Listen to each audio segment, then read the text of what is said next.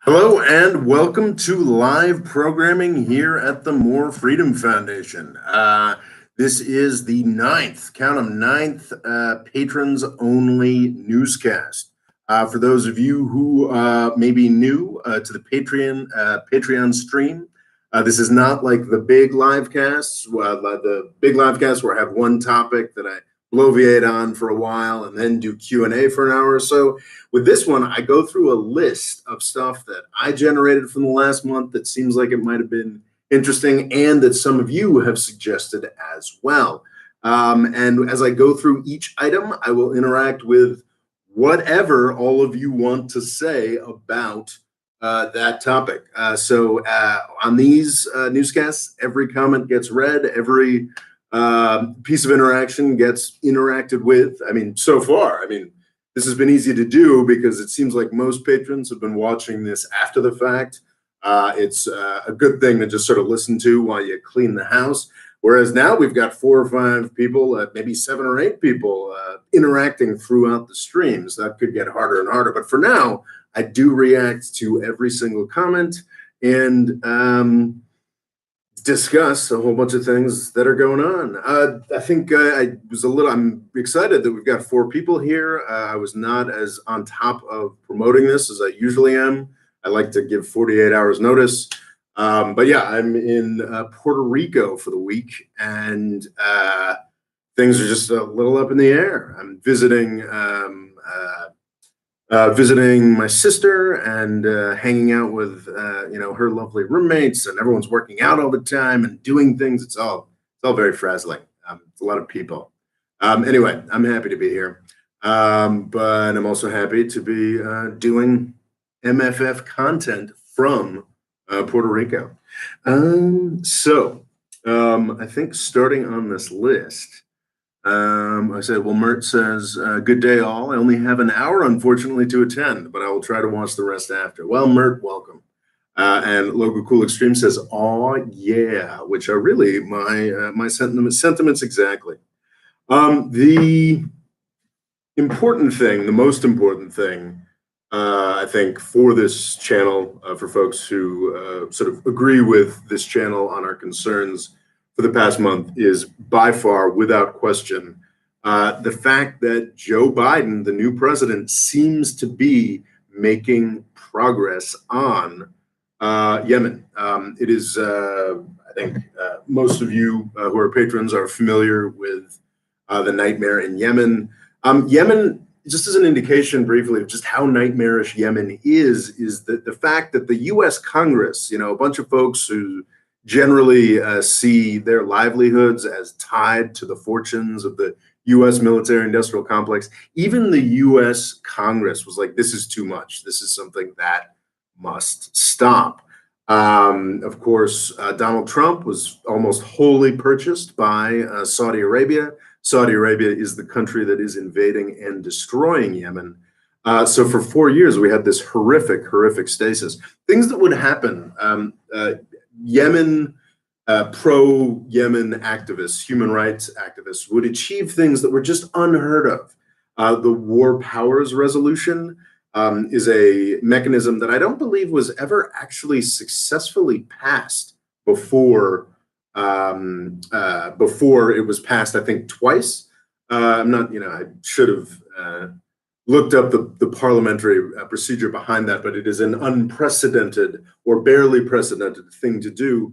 And during the Trump administration, the U.S. Congress tried to use its war powers, its ability to have a resolution condemning U.S. use of military force, did it not once, but twice.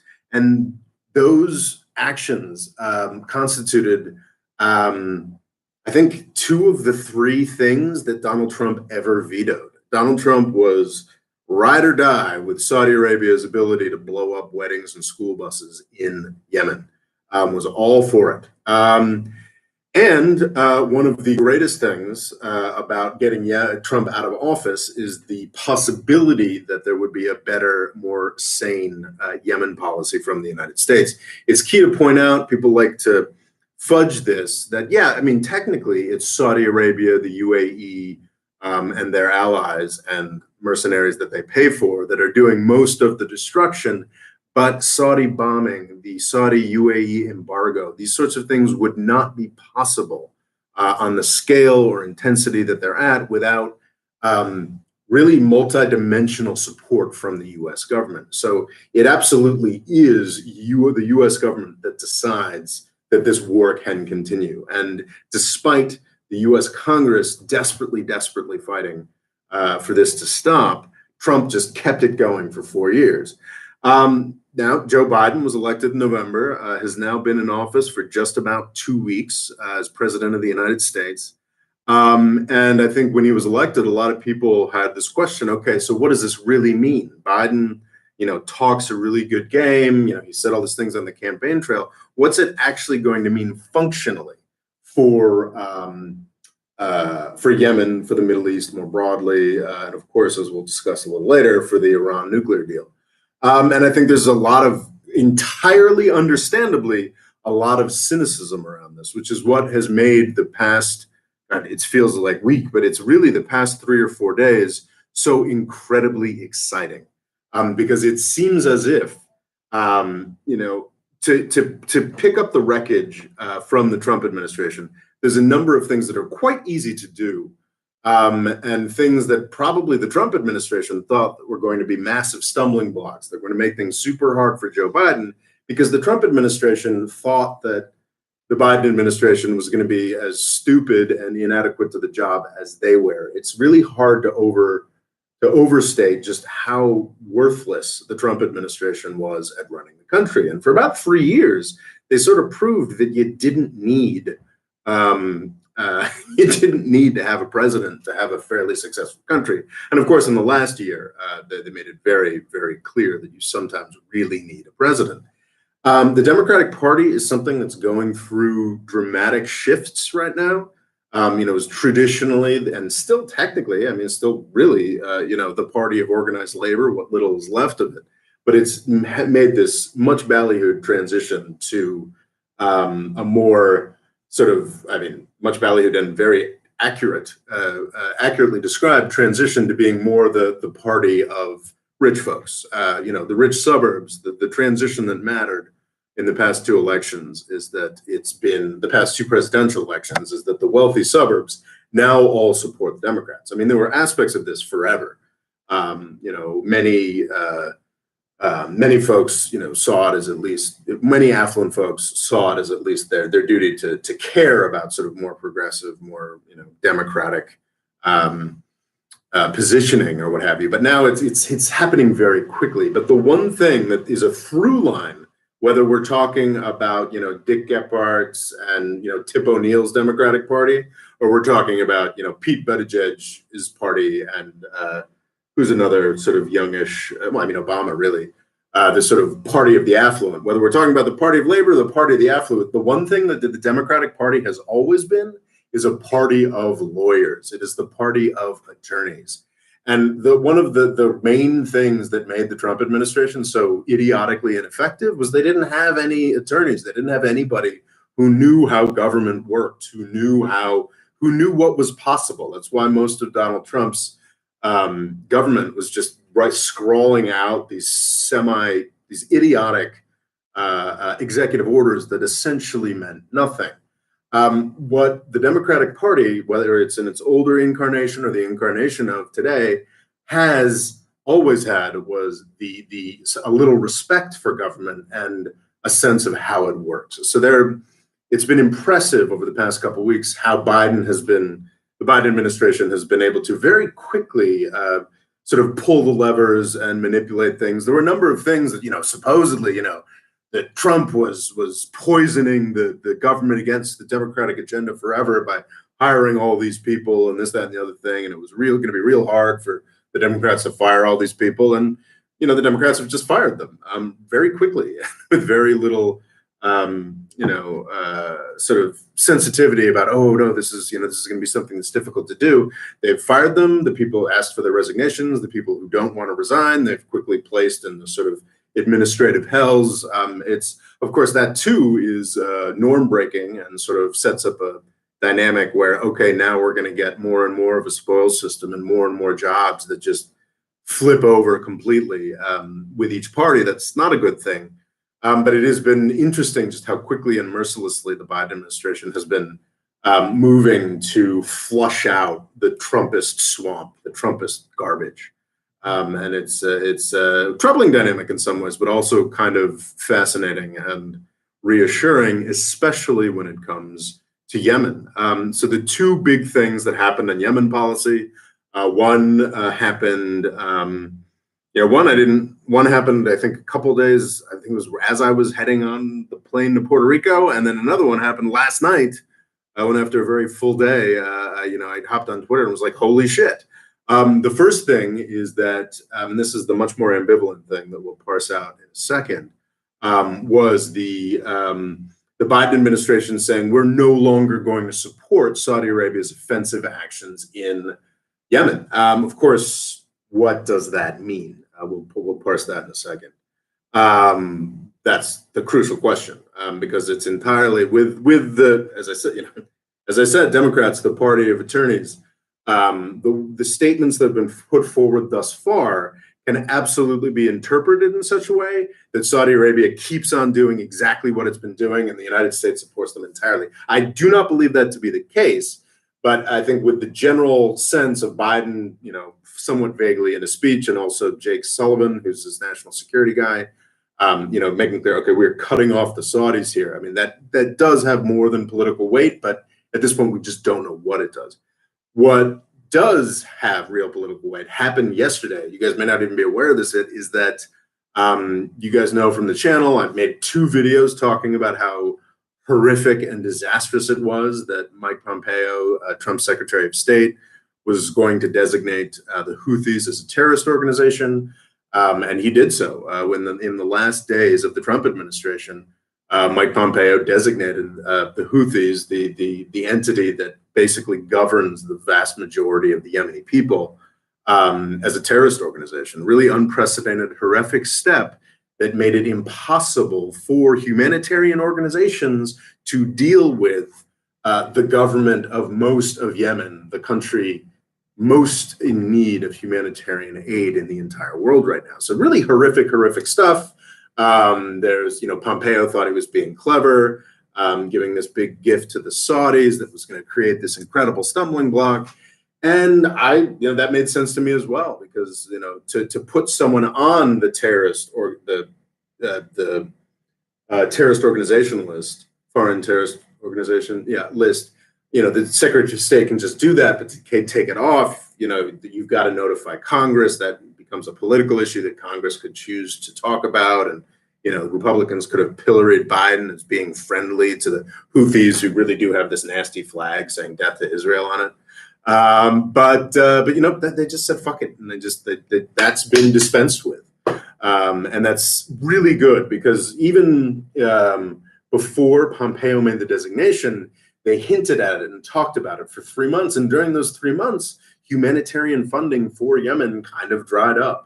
Not just I read a Twitter thread earlier today that said that actually there were really broad humanitarian exemptions to this completely unprecedented, insane, foreign terrorist designation.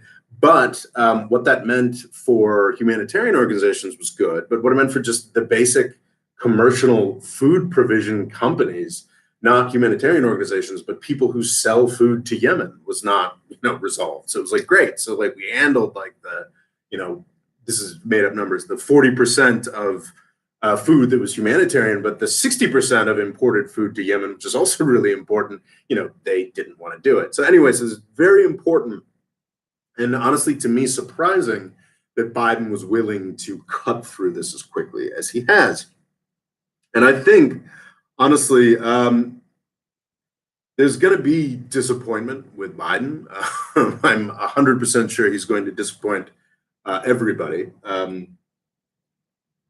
because, the resurrected George Washington, any president would disappoint everybody. It's what presidents do. But the fact that they are making this horror show as much of a priority as soon as they are is really, really heartening. And it makes me very happy, actually. And I think it is something that should be celebrated. It is a credit to legions of activists, Yemeni activists in the United States, a lot of folks in Congress who've taken leadership on this issue. Bernie Sanders, Chris Murphy, Mike Lee from Utah, actually, a very conservative Republican guy, Ro Khanna. Yeah, it's a victory. It's not a final victory. I think it's key to say that, I mean, the war in Yemen is not going to end once Saudi Arabia is removed from it. However, it will be dramatically improved. Yemen is a country that is immensely complicated, and everybody's armed. That's just the culture, and everybody has layers of affiliations, political affiliations, tribal affiliations. Not everybody has tribal affiliations in Yemen, but a high percentage of people do, and those affiliations are armed. So it's not like peace is all of a sudden going to break out in Yemen, but Saudi Arabia is the worst actor. One of the things that people were gravitating towards in the beginning of the Biden administration, I mean, we're only 2 weeks in, but early on, in their initial statements on Yemen and Saudi Arabia, they were really careful to emphasize, we're going to defend Saudi Arabia. We're here for defending Saudi Arabia. And people were getting pissed off about that. I'm like, Rob, look at this. They're talking about how they're going to defend Saudi Arabia, doing all these murderous, horrible things. Researching this, I saw that apparently we have a new official number for the amount of people killed in Yemen, and that's 233,000. I don't know how they came up with that specific number. We will never really know how many people were killed in Yemen. I'm sure 233,000 is a vast underestimate, and Saudi Arabia is the most responsible for this. So people are like, look, Rob, like the Biden administration, the first thing they're saying about Saudi Arabia and Yemen is how they really stand for Saudi Arabia's self-defense and its ability to defend itself.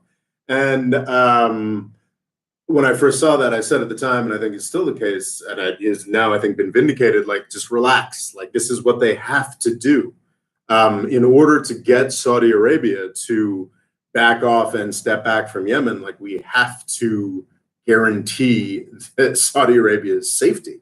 The missile attacks that go towards Riyadh occasionally, and the missile attacks, they're nominally the Houthis, but almost certainly Iranian, that blew up the Abqaiq refinery. I guess that's a year and a half ago.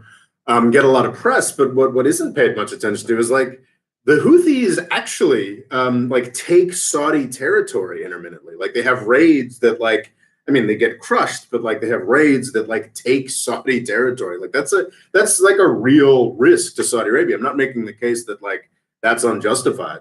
The Houthis are just doing to Saudi Arabia what Saudi Arabia has been doing to Yemen. But this is something that Saudi Arabia is apparently using the term ally isn't appropriate, but it's a longtime client state, and yeah, there is some truth to okay, if you're a long-term client state, we can't just abandon them. And also, if we do just abandon them, then Saudi Arabia has an incentive to go really nuts in Yemen and get much more brutal. So I think it's really a key part of actually bringing peace to Yemen is for the Biden administration to act in reassuring ways towards Saudi Arabia. So I got to say, at this point on Yemen, I am very, very pleased with what the Biden administration has done, and it's exciting times because Yemen is really one of the most horrific things going on in the world, and the United States has always had the opportunity to stop it. And it seems like possibly the Biden administration will be now taking steps to stopping it.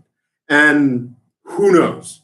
Like I said, this could mean absolutely nothing, but it looks like to me it means something. And we're going to see what it looks like on the ground. How is this going to play out with diplomacy? It means that Yemen is going to get a lot more complicated in the most fantastic way. Which is great because I have been spending a lot of time, despite the fact that I haven't made many Yemen videos recently, I have spent a fair amount of time trying to familiarize myself with to the extent, nobody can, but familiarize myself enough with Yemen policy that I'll be able to say something clever about what develops when we see what is developing. But yeah, at this point, it's freaking awesome that the Biden administration in its first 2 weeks has already taken these steps on Yemen and made it very clear where they stand and removed the Houthis from the list of foreign terrorist organizations. These are fantastic developments. So yeah, all right, what do we got to say? Okay, Local Cool Extreme says, so how are the fried plantains there? I think I haven't had many. He says, I've heard good things. This is in Puerto Rico, where I'm at the moment. I haven't actually had a lot of, oh no, I guess I had mofongo. That's got some plantains in there as well. And I had some plantain chips. So really, you can't avoid eating plantains here in Puerto Rico. And the food is excellent. It's all very tasty. I'm not much of a foodie. It's not really ever been my thing, but yes, plantains, I can confirm. I have consumed them and they are tasty. Thoughts on the massive and disgusting hashtag on Twitter, Stop Houthi Terrorism? I have no thoughts on the Stop Houthi Terrorism hashtag. I have not seen it. One of the reasons that I've had such this incredible, I think you've heard me complain about it before. One of the reasons I've had this incredible mental block on what to say about Yemen is like trying to reconcile for myself the fact that I support more or less the Houthis. The Houthis are an evil, nasty bunch of fucks, for sure. You know, they've got their flag saying death to America, death to Israel, a curse upon the Jews. Because they had the, PR savvy large enough to say, well, we can't say death to the Jews because, then we're really fucked. But anyway, they're a nasty group of folks who are absolutely manipulating, humanitarian crises and this, that, and the other thing.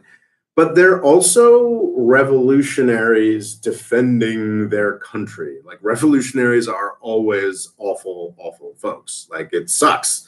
Like generally to fight a massive imperial complex that's coming to crush your country, which is exactly what the Houthis have been doing for 17 years now. You got to be pretty brutal and nasty, and the Houthis are pretty brutal and nasty and pretty effective too, and fairly unified and have control of the numbers vary. Haven't had a lot of solid census taking in Yemen recently. But the Houthis have controlled and have always controlled throughout this war, starting in 2015, 70 to 80% of the Yemeni population. They won this war back in 2015, and it was Saudi Arabia that decided to jump in and keep the war going and develop the horrific meat grinder that kept going. So, yeah, am I here to tell you that the Houthis are like nice, fluffy tail, friendly, happy people, like like everybody seems to think the Rojava, the SDF, the sort of Syrian Kurdish forces in northern Syria? No, of course not. No, they're brutal. They're nasty. They know how to cultivate the Arab street by Jew baiting. It's ugly, ugly stuff. But they're also effective, and they're also fighting for their homes. Whereas the Saudis are fighting to destroy and colonize. The Saudis are imperialists here. The enemies of imperialism are often ugly, but that's what the Houthis are. So being able to sort of say that in, produced videos has been difficult for me. And that's sort of one of the reasons I haven't talked about Yemen so much as I should have been doing. With that hashtag, Stop Houthi Terrorism on Twitter, there are very real examples of the Houthis being real nasty. But I think the important question is, are the Houthis bombing? Are they starving everybody to death? No, and the answer is not really, I'm sure they're using humanitarian goods in unpleasant ways, but so have, dramatically less successful rebellions that we're supposed to idolize and support, like the folks in northern Syria. Of course, they manipulate humanitarian stuff. Of course, they have tons more humanitarian money to play with, which is another goddamn tragedy. So yeah, I think that's what I have to say about the hashtag. By the way, this whole Yemen debacle, Muftuil says, by the way, this whole Yemen debacle also must have broken any remaining doubts people had KSA has a capable military despite all the hardware. We provided logistics and intel support to them. Even it's more than logistics and intel support. There was a great New York Times article that I've shared many times, basically talking about it's U.S. mechanics, or at least U.S. contractors that provide the ongoing maintenance to the Saudi planes. So yeah, they don't just, the Saudis don't just need U.S. intelligence, logistics. That's what you're talking about, Mark. But yeah, they need the United States to actively support. I think we stopped finally. Even the Trump administration had to stop the aerial refueling that we were doing as sort of a fig leaf. What's the word? Something trivial that you give to somebody. As like sort of a tiny concession to make. But yeah, like if the United States doesn't support it, the Saudi planes don't fly. I think we're probably going to continue maintaining Saudi planes, but if we're going to seriously slow down how many missiles we sell, it was interesting. I think Italy quickly bandwagoned on top of, or maybe actually we bandwagoned on their thing. If the West seriously restricts Saudi missiles and bombs, then yeah, I mean they're going to run into trouble fairly quickly. I saw somewhere like, oh well, Saudi Arabia already has military equipment and That's not really true with any ongoing military campaign. I mean, some of the purchasing is sort of just in time stuff. Some of these supply contracts, and if we do disrupt the missiles and bombs that are going to Saudi Arabia, then yeah, I mean, not immediately, but within 3 or 4 months, you could start seeing them having serious trouble, finding bombs and missiles to send. Anyway, that's almost a full half hour spent on Yemen at this point, so we should probably move on. Low Quilkstream says, I feel the Dems' inevitable bungling of the stimulus checks will inevitably make them lose the suburban yuppie vote. Well, I mean, the suburban yuppies don't really want a massive stimulus. It's a really interesting thing. Like, there's a lot of folks that I follow and enjoy on Twitter who are just sort of very,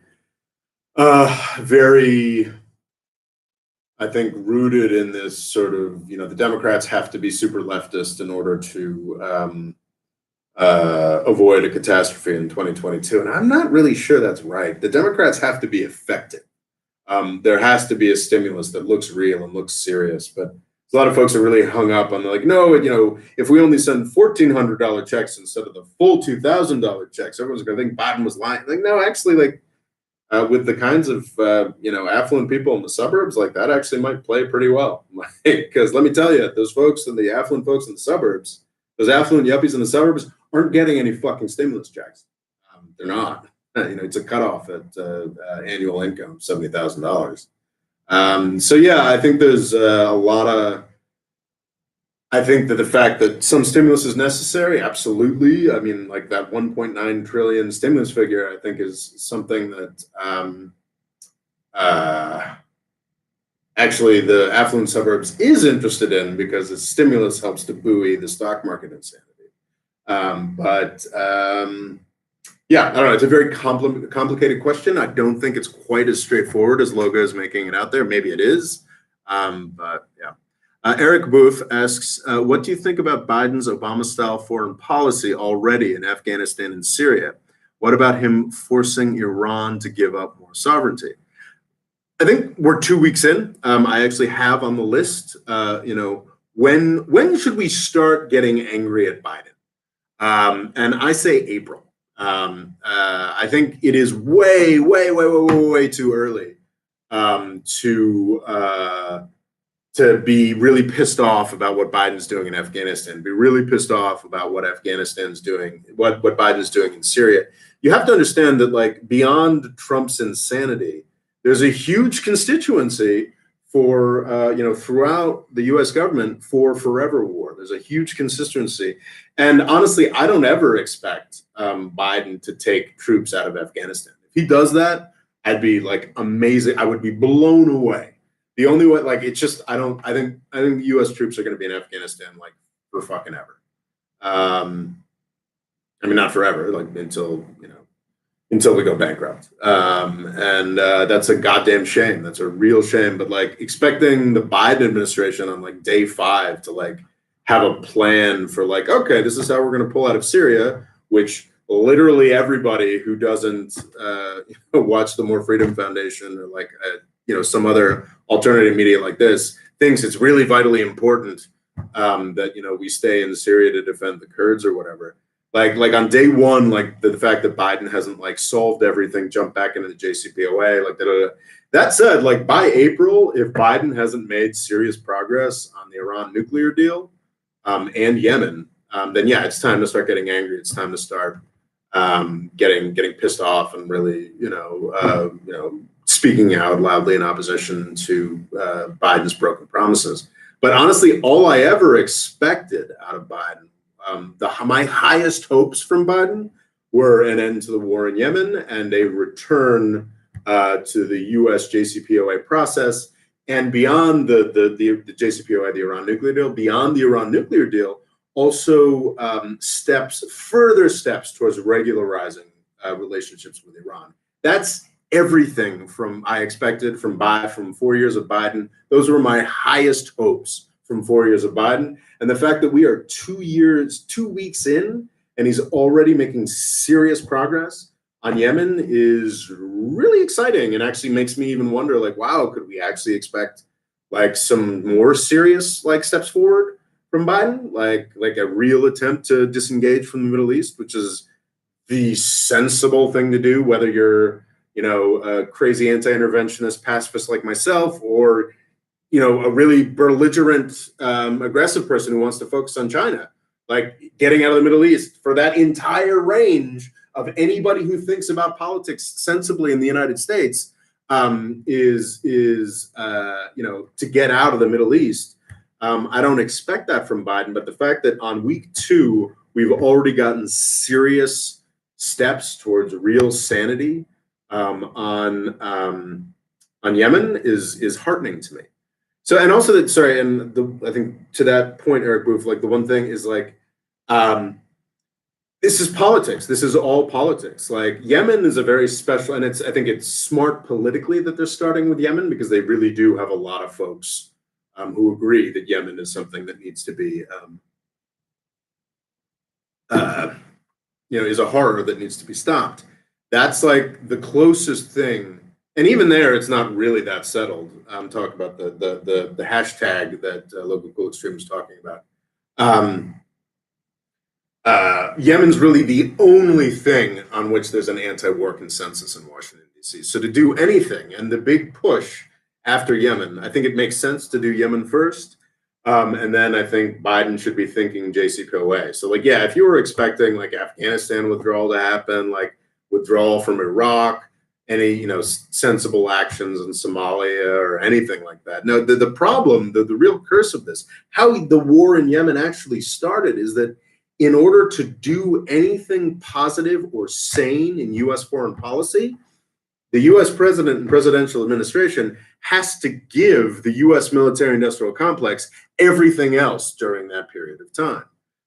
So if Biden can really pull off serious progress on the Iran nuclear deal while ending the war in Yemen, that's all I expect from the Biden administration this year or the next 3 or 4 years. So yeah, Eric, absolutely, we're going to be disappointed. Donald Trump made a few, because it's Donald Trump, ineffectively, moronically, but did say a couple good things, and his process with the Taliban in Afghanistan was actually kind of sensible. But he's a complete political ignoramus and incapable of actually accomplishing anything. So it's going to come to naught, and that's a pity. Okay. Local Cool Extreme says, thoughts on UAE's theatrics, saying, actually, we left the war in August last year. I think that's it's a very valid point. The United Arab Emirates is sort of like Saudi Arabia, but effective, in that like they actually do have competent military forces. They do have a competent diplomatic weight. I think largely stemming from the fact that they have a much smaller and richer population that leaves them a little freer, the UAE, to sort of handle things the way they want to handle things. Anyway, the UAE did withdraw from major combat operations in the UAE. In Yemen about a year and a half, gosh, maybe 2 years ago. Yeah, 2 years ago at this point, or a year and a half ago.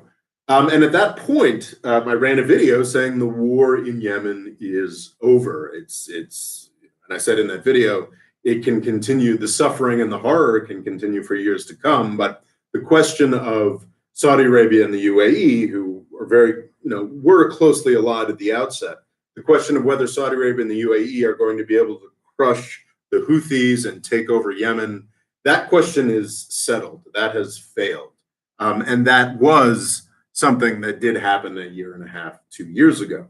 However, and I think what Logos is alluding to, the idea that the UAE has completely disengaged from Yemen is, of course, farcical.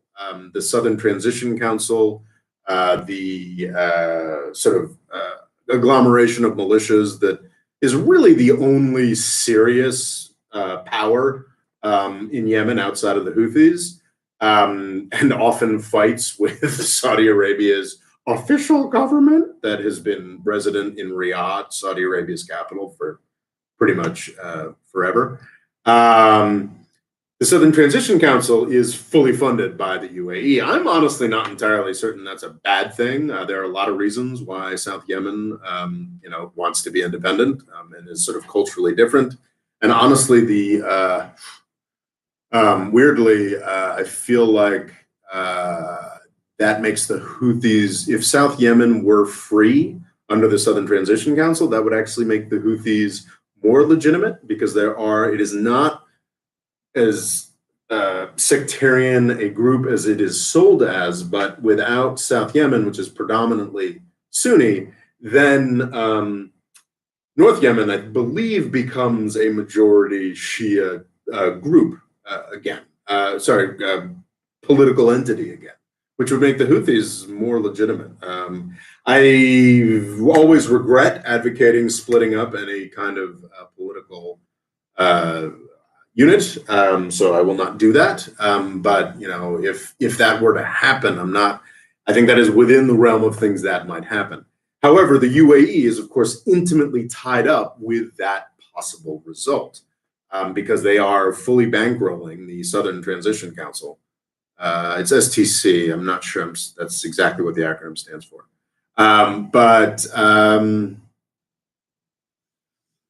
Not sure what the question was I was asking here. Yeah, so the UAE and also the UAE. So what both Saudi Arabia and the UAE were trying to do in Yemen is flatly imperialist. They like old fucking school 19th century European imperialist. These countries attempted really, and will to some degree probably be successful, attempting to do a partition of Yemen and take off little slices. Saudi Arabia has failed completely, because Saudi Arabia is Saudi Arabia with a crap military, limited diplomatic capacity, and they're the gang that can never shoot straight. The UAE has been largely successful. They have a proxy group that could conceivably, start a new country in South Yemen. They have taken control of Socotra and I believe another Yemeni island off of Yemen in that that extraordinarily vital strait that all of Europe's oil and gas from the Middle East goes through. So yeah, like the UAE has been successful to a degree here, and I think that's something we're probably going to have to reconcile ourselves towards as diplomacy goes forward.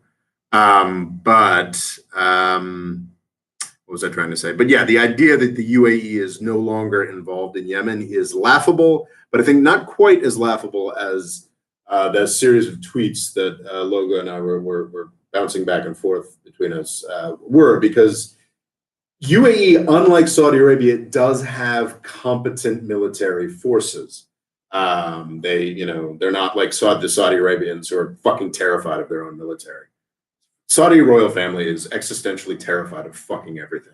But anyway, so the UAE does have competent military forces, and when the UAE withdrew those forces, that was the point at which it's like, oh, there's no more territory that's going to be taken from the Houthis. Because it was the UAE over between 2015 and I guess 2019, the only progress for the Saudi UAE coalition was up the coast of Yemen. What's the name for this? Anyway, towards Hodeidah port. That was the only thing that ever really militarily threatened the Houthis, and that was led by the United Arab Emirates that has competent military forces. When they withdrew in 2019, there was a real change there. So UAE can credibly claim, oh, we gave up on Yemen a while ago, but not that credibly, as I hope I've explained. Did I miss the Yemen discussion? Asked Nazar Sabri. I think we're mostly done. The past 41 minutes have been almost all Yemen. We've got a lot to go through, but this will be available at the link. The whole conversation will be available, Nazar, and you can go back and watch the bit on Yemen. Farzam says, by 5 seconds, Nazar, yet I've also, and I feel like this is 10 minutes back in the comments, so you've gotten a lot of Yemen conversation, Nazar. If you've got any more questions about Yemen, ask him, because I would like to move. Oh my gosh, we have a lot of comments to get through. I've been bloviating too much. I apologize. Local Cool Extremist says, I have a theory that once the country is given back to the Taliban, the bases moved to the Afghan-Chinese border. So what's interesting, Loga, is the Afghan-Chinese border is, I think it's mostly mountainous. It's extraordinarily mountainous. I wouldn't be surprised, actually, if, there were already sort of CIA, whatever skullduggery bases there. I don't know that, I think that one of the only good things that Donald Trump did was talk to the Taliban, and I would not be surprised at all if the Biden administration consciously goes and fucks that up. That's something that's probably going to happen. Like the Biden Afghanistan policy is going to be actively bad because it's going to be traded, I think, to like the Liz Cheney's and the militarists of the country, of which there are legion, the militarists of the United States, of which there are legion. I think that's going to be traded to them in return for hopefully Yemen and the JCPOA, and, inshallah. Okay. I have a theory that once the country is given back to the Taliban, the bases will move to the Afghan border. Farzam says, Rob, I am slightly worried about the JCPOA. Biden administration says we will take the sanctions away only if Iran fully complies and we are happy with them, which Iran would not understandably do. I agree. I am also worried about the JCPOA. I think, and this is the key thing, is like if the Biden administration is still fucking this up in April, that's the point at which I think we should all get very angry and very loud. The thing is, and honestly, no, like we should all be very angry and loud all the time. We should make it very clear that the JCPOA is very important. And I need to make more videos that say that. But actually, that's probably what this month's live presentation should be about. The public live. But like, I'm personally not going to get super angry. So what I was talking about with like the political thing, I think it's probably the theme of today's presentation so far is that while the Biden administration absolutely is making statements that piss me off and are calculated to piss off the Iranians, like, oh, okay, well, we'll get back if they get back, which is utter horseshit, because the Iranians, to the extent that they have violated, they actually haven't really violated the JCPOA yet, because there is within, and this is true of any contract or treaty, not really necessarily true of any treaty, but this is true of, I can tell you from time as a corporate attorney, is that there are steps that a party is allowed to take if the other party to an agreement is out of compliance. The United States is flagrantly, egregiously, damagingly, horrifyingly starving the Iranian population out of compliance with the JCPOA. And as part of Iran's continued compliance with the JCPOA, it is stepping up the amount of nuclear materials that it enriches or what have you. And of course, it is really insulting and disingenuous and fucking stupid of the Biden administration to say, oh, no, okay, well, you come back and then maybe we'll come back a little bit and then we'll talk about your missiles. But the thing you have to recall is with the Biden administration, the important negotiation that they're engaged with, obviously the important negotiation they're engaged with is with Iran. That is should be the main thing. But the much, much, much more difficult negotiations that the Biden administration are engaged with are with the U.S. government, the U.S. military, the U.S. Congress, almost all of whom are just fucking idiots on this issue, who believe, those who aren't corrupt monsters. And I think it's mostly just fucking idiots. I think, the Dick Cheneys of the world do exist, but it's mostly people who really think that Iran is something the United States should be worried about. Where if which is just an absurdity that I've talked about many times and I don't need to rant about. The fact is, a lot of people, some dishonestly and greedily, but many very sincerely believe that, the horseshit propaganda that every news source puts out there that, this is an opportunity. The fact that we've been brutalizing Iran and we, basically pissed in their face after they sacrificed a ton to save a deal for us. That's an opportunity to talk about, whether or not they should ever be able to defend themselves. Like the sad thing is that many people in Washington, D.C. sincerely believe this horse shit. And many people within the Biden administration sincerely believe this horse shit. I have been impressed and pleased with the Biden administration's hiring. Some of their hiring has been absolutely horrifying. I think the Biden administration is consciously hiring everybody, but they are hiring, it is now clear, I don't know if it's actually happening yet, but one of the best guys in foreign policy in Washington, D.C. is Bernie Sanders, foreign policy manager.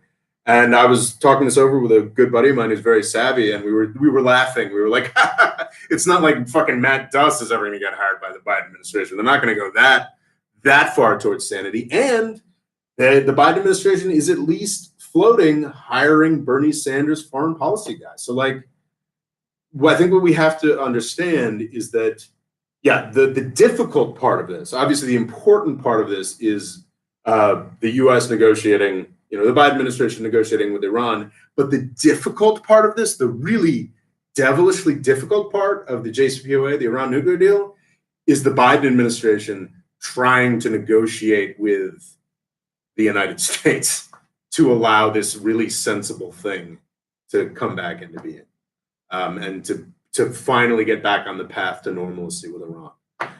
So that's the real difficulty. And I think it's important, you need, yes, be loud, be angry, loudly always be forcing people into, trying to get the U.S. back into the JCPOA. But I don't think it's time to really be angry about the Biden administration's treatment of the JCPOA quite yet, especially when in the first 2 weeks we've got serious movement in Yemen. But Farzam, you are absolutely right to be worried about the JCPOA.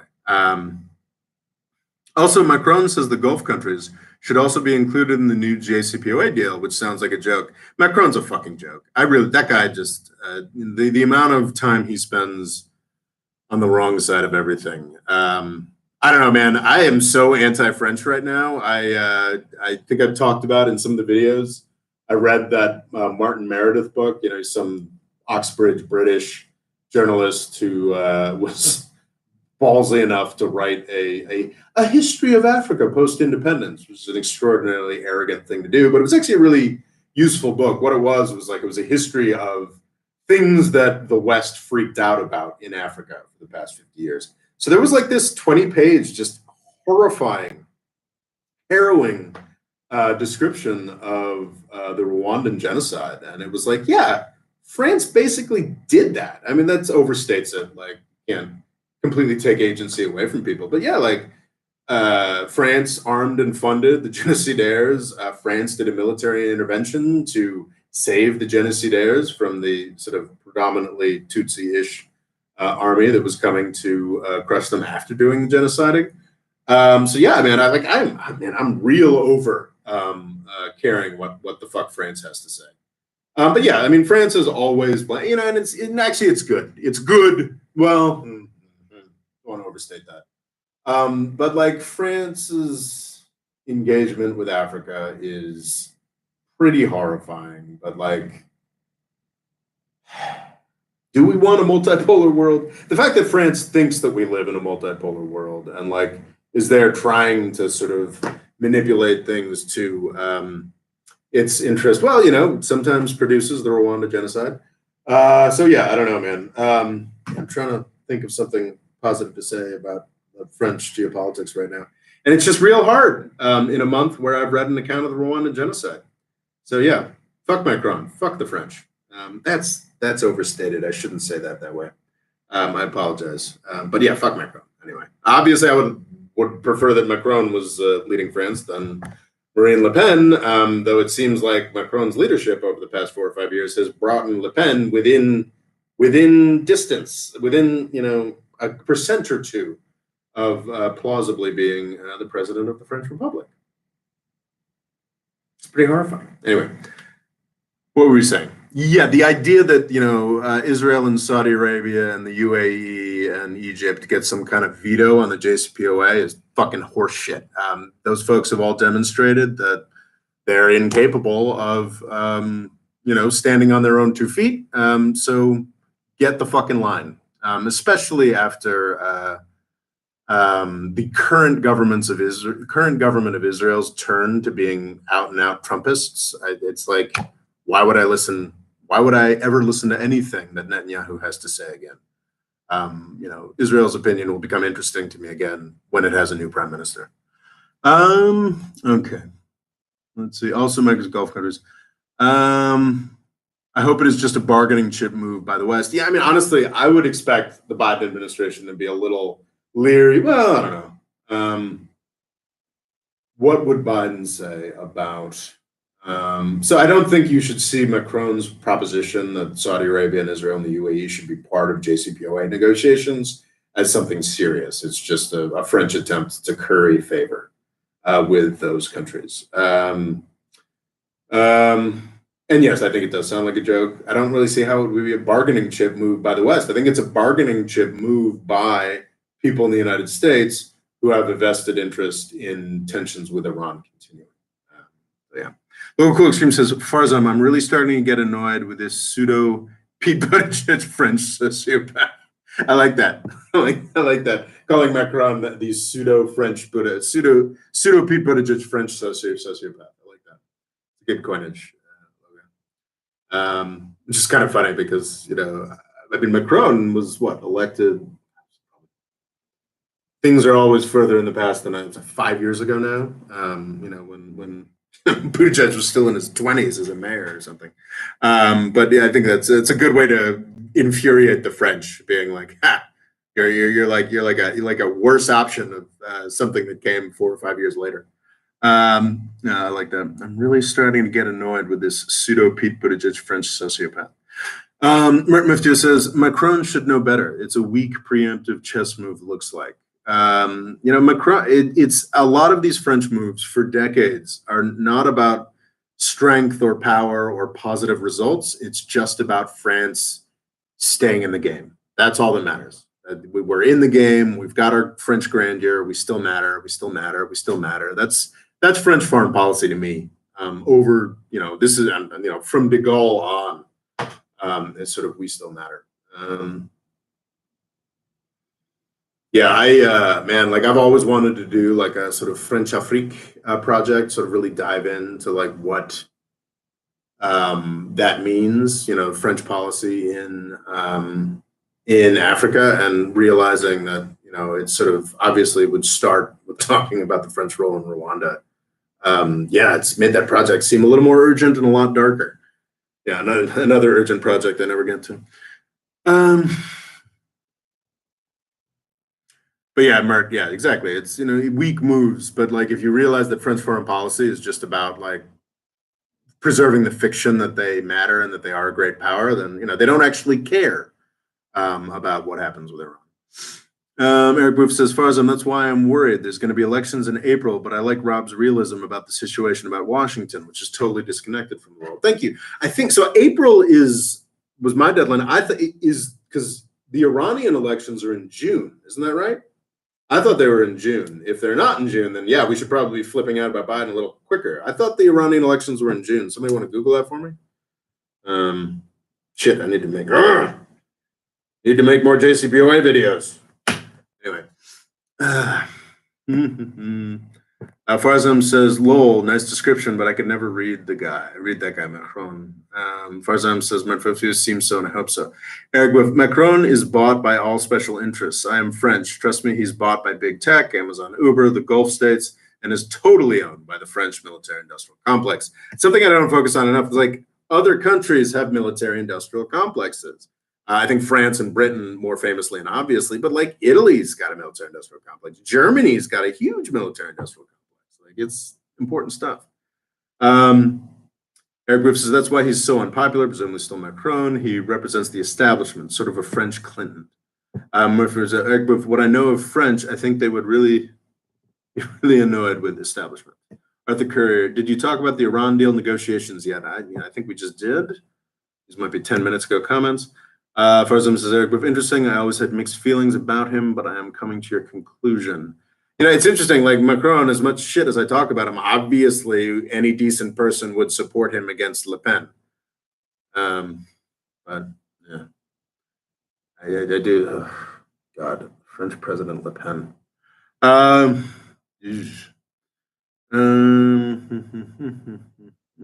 Eric Booth says, both of the centrist dominant political parties have lost influence. Macron was originally a tech minister during the last center-left socialist government and made his own party.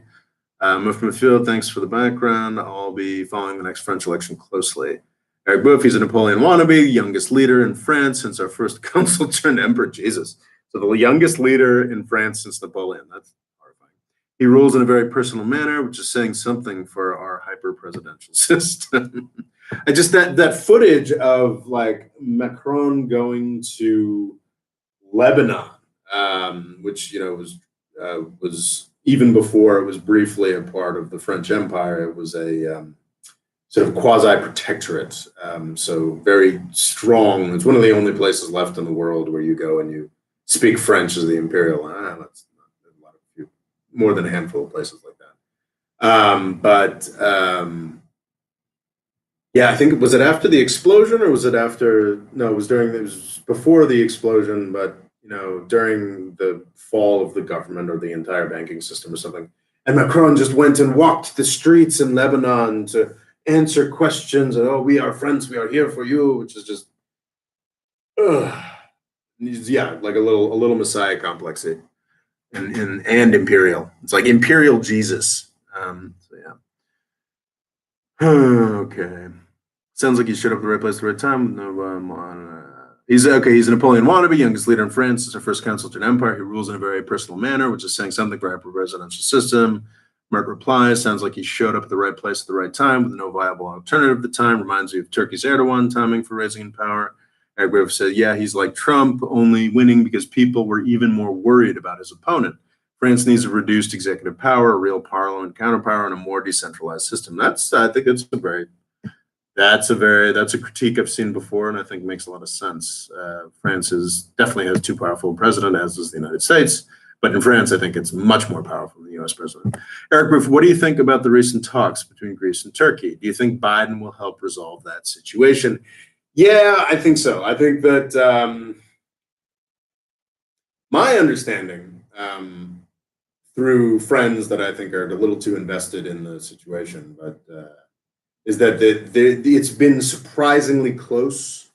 There's been, a broader deal between Cyprus, Greece, and Turkey has been tantalizingly close on multiple occasions. And actually, it wasn't Turkey that blew those up. It was Greece and Cyprus. So I do think there's a real scope for calm in that arena because Biden is very invested in rejuvenating talks with Europe.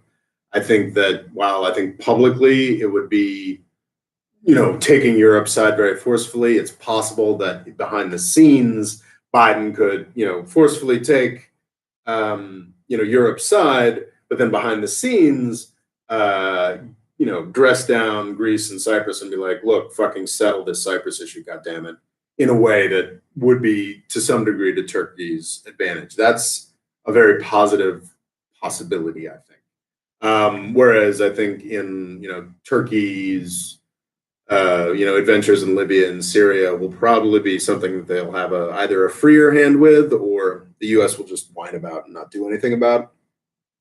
Because with Europe, there's real money involved. And when there's real money involved, the U.S. cares more. So I don't know. That is an interesting question. There's a new Turkish ambassador. We'll see how that goes. Turkish ambassador in the United States. We'll see how that goes. Move to Eric Boof. I am a Turkish American, so I'm following the East Med situation too. I'm not sure France, Macron perhaps, really understands the diplomatic footing Turkey is basing its claims on. Again, France, not a very serious geopolitical actor that is interested in nothing more than telling everybody how serious they are. Local cool extreme, the older I get, the more my disdain for Europe grows. Not just their empire justification. It's absolutely revolting to see these loons lecturing BLM on violence, but supporting the yellow vests. That's fair, I guess. I don't know who supports the yellow vests, though. That's you might be painting with a little too broad of a brush, but Europe can be very disenchanting, and for me, it's just I'm a big fan of Western civilization. I know a shit ton of European history. It's sad, man. Like the sort of Europe's lost decade and a half. It's not a lost decade anymore since the financial crisis, where well, I guess really the crisis hit Europe in 2009. So I guess this is year 12. Not great. Mufti France is Eric Boof says Mufti France is trying to produce national fervor. Local extreme says they seem to think just because a lot of European countries have significant minority population, they seem to think they have a similar relationship to the United States. Yeah, I was speaking recently with some folks about just how terrible Europe is at handling migration. Eric Griff says it's a joke to justify the new national law against Islamic separation, which is his attempt to destroy secularism, what's left, even though it's very flawed, to justify more power. Eric Griff says, no, you're right. Yeah, so the Iranian elections are in June. And what's going to happen regardless is that in June, the Rouhani, the moderate president, who negotiated against the will of the hardliners in Iran, negotiated with Obama to put together the JCPOA, and then won a landslide fucking election, endorsing that the fucking weekend that Donald Trump went to Saudi Arabia to have his orb party. So the media talked about Trump's silly orb party instead of the fact that the Iranian people in an election enthusiastically endorsed the president who had reached out and made a degree of peace with the United States. And then nobody even talked about that. So that guy, I think he's term limited anyway, and he has no successor because obviously the peace party in Iran has been crushed by Donald Trump. So there are June elections. The person who replaces Rouhani will be a hardliner. We do have a small window in which to take positive steps. Who knows? Even the hardline president, if certain positive steps are taken, will be on board with real negotiations with the United States. Maybe even will be better positioned to do so because he won't be a moderate with a whole bunch of hardliners breathing as hard down his neck. But it is very important that the U.S. and Iran be back in the JCPOA by June for any of these positive things to happen. So by April, if we're not seeing serious progress with JCPOA, then it's anger time. Anyway, Mert Mufti says, I have to run out for a bit, but we'll catch up the rest of the stream later. Good to see you all. See you, Mert. Farzam says, see ya. Okay, there's a whole list of things to get through. I think we've hit many of them. Okay. Biden and support for Yemen war does see Myanmar mess. Oh, God. Myanmar. So this is not a country I know very much about, but I felt I should talk about it. I'm actually going to mention it in a sort of very glancing capacity in Tuesday's video, which I've already filmed because I'm on vacation and I want to be ahead of the game. So Burma, or Myanmar, I think weirdly the US government still officially calls it Burma, even though the Myanmar government wants to call it Myanmar. So I should probably say Myanmar, but Burma's easier to say than Myanmar. So anyway, it's a country that was tremendously fucked by being part of the British Empire. What's interesting about it, and a key part of why the majority of the Myanmarese voters seem to be okay with genocide against folks who physically read as Indian, the Rohingya Muslims, is because during the British Empire, the Burmese part of British India, it was a part of British India, was ruled by a sort of foreign class of Indian administrators. And unfairly, these tremendously poor and put upon Rohingya populations in the sort of south of Burma are seen as representatives of these much hated colonial overlords. It was sort of the British outsourced the repression of Myanmar, Burma at the time, to a sort of managerial caste of Indians, which led to hatred of folks who look Indian, the Rohingya minority in the South. Myanmar is a really, really fucked up place. As I was researching it over the past, well, I have this video on the Rohingya that I've been writing for 2 years and failed to get out. So I've done some research, and it's kind of staggering the way that Myanmar works.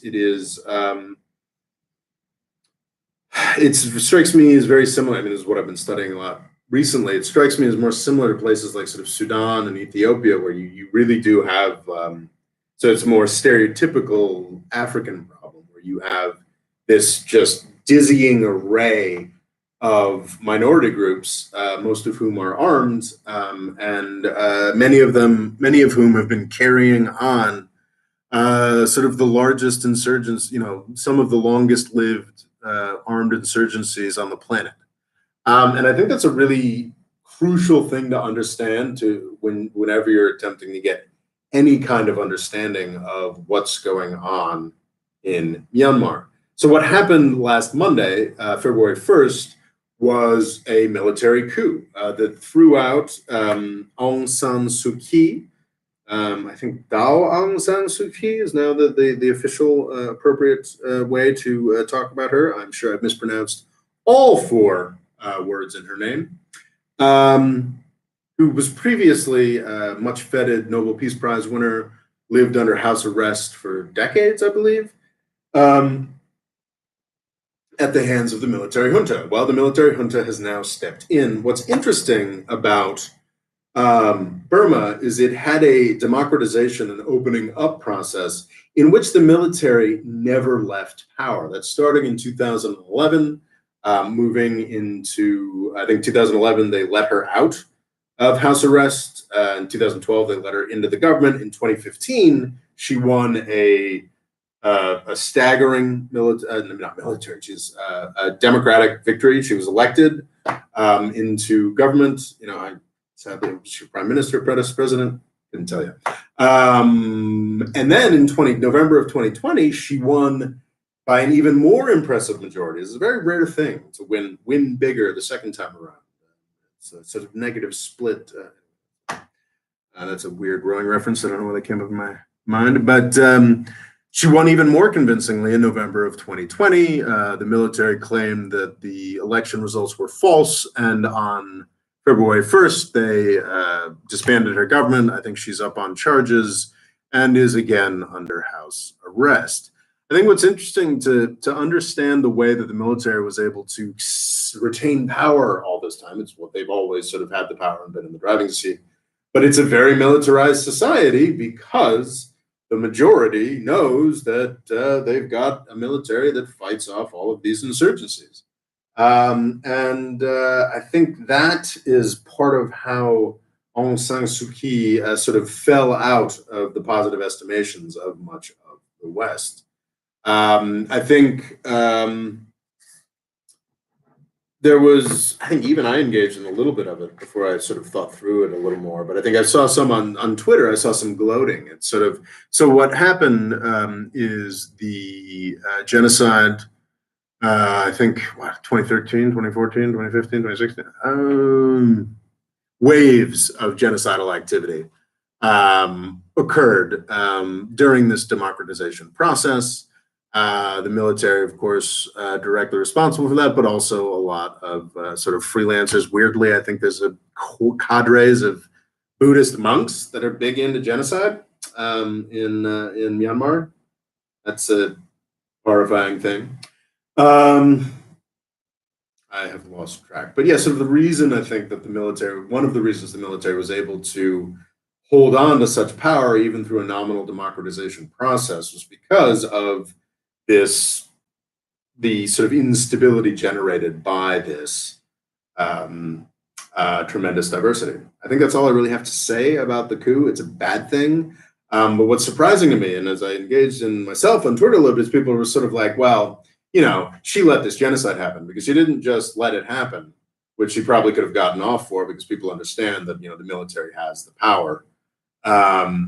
But she also went to the United Nations and sat, I think, well, I'm not sure if it's the United Nations or the Hague, but I remember she went to an international forum and said either this is not a genocide or this is fine, or, the Rohingya are, enemies, or did whatever it is that genocidaires do to excuse things. And it just, it sort of made me think of, in a very different and I think much more minor way. It also made me think of Navalny. I think Jacobin and I think some other leftist publications were running sort of Navalny hit pieces recently, which didn't make a lot of sense to me. Navalny, of course, is the pro-democracy advocate in Russia, who's just been sentenced to 2.5 years in prison. They tried to poison him, and then he went to Germany to recover. And then I think he's now returned. He returned to Russia, and they jailed him on parole violations because he left the country after being poisoned, almost certainly by elements either within or attached to the government. And now he's been put in jail for 2.5 years. And there's a street protest movement against this that we're all supposed to get excited about. So what was interesting to me is that, people are trying to take down Navalny, and I think trying to take down Aung San Suu Kyi, who absolutely deserves some opprobrium, some, discomfort with the fact that she, went and, defended genocide. Because the reason people don't like Navalny is because he's hyper-nationalist, has maybe a history of nationalism he has distanced himself from, but he's a Russian politician. He's been anti-immigrant. He's been has nasty things to say about folks in Russia who don't fit whatever his view of what Russians are. Has been close to hyper-nationalism, that sort of thing. All kinds of sort of disappointing, nasty shit. However, it's just as a broader thought process, it's do we want democracy? Is that something that the U.S. government or the broader sort of Western idea space or whatever, or the world should want? And I would argue, yes, it is something that we should want. We should want democratic reform in Russia. We should want democratic reform in Myanmar. And I think we've got to reconcile ourselves to the fact that what people want in these places, what they're going to want in a politician, what a politician is going to have to believe in and commit to be successful in these countries, is probably not going to be what it takes to be on the Swiss Presidency Council, or the school board in Lowell, Massachusetts. It's going to be nasty shit. Nasty shit happens, and I find it frustrating. I mean, obviously, we should condemn the Myanmar genocide, of course. Holy fuck! And should do what we can to pressure Myanmarese politicians and the public to care more and be, more anti this sort of thing. And there are elements of Myanmar society. My understanding is there's quite heroic journalists who were jailed for getting the facts out, from the Myanmar majority, for getting the facts out about the Rohingya genocide. And of course we should do that, but like this sort of like, oh, Navalny said something that, we don't really like, 5-10 years ago, or, Aung San Suu Kyi was pressured to, take a certain political stance in international tribunals, and we don't really, like this sort of,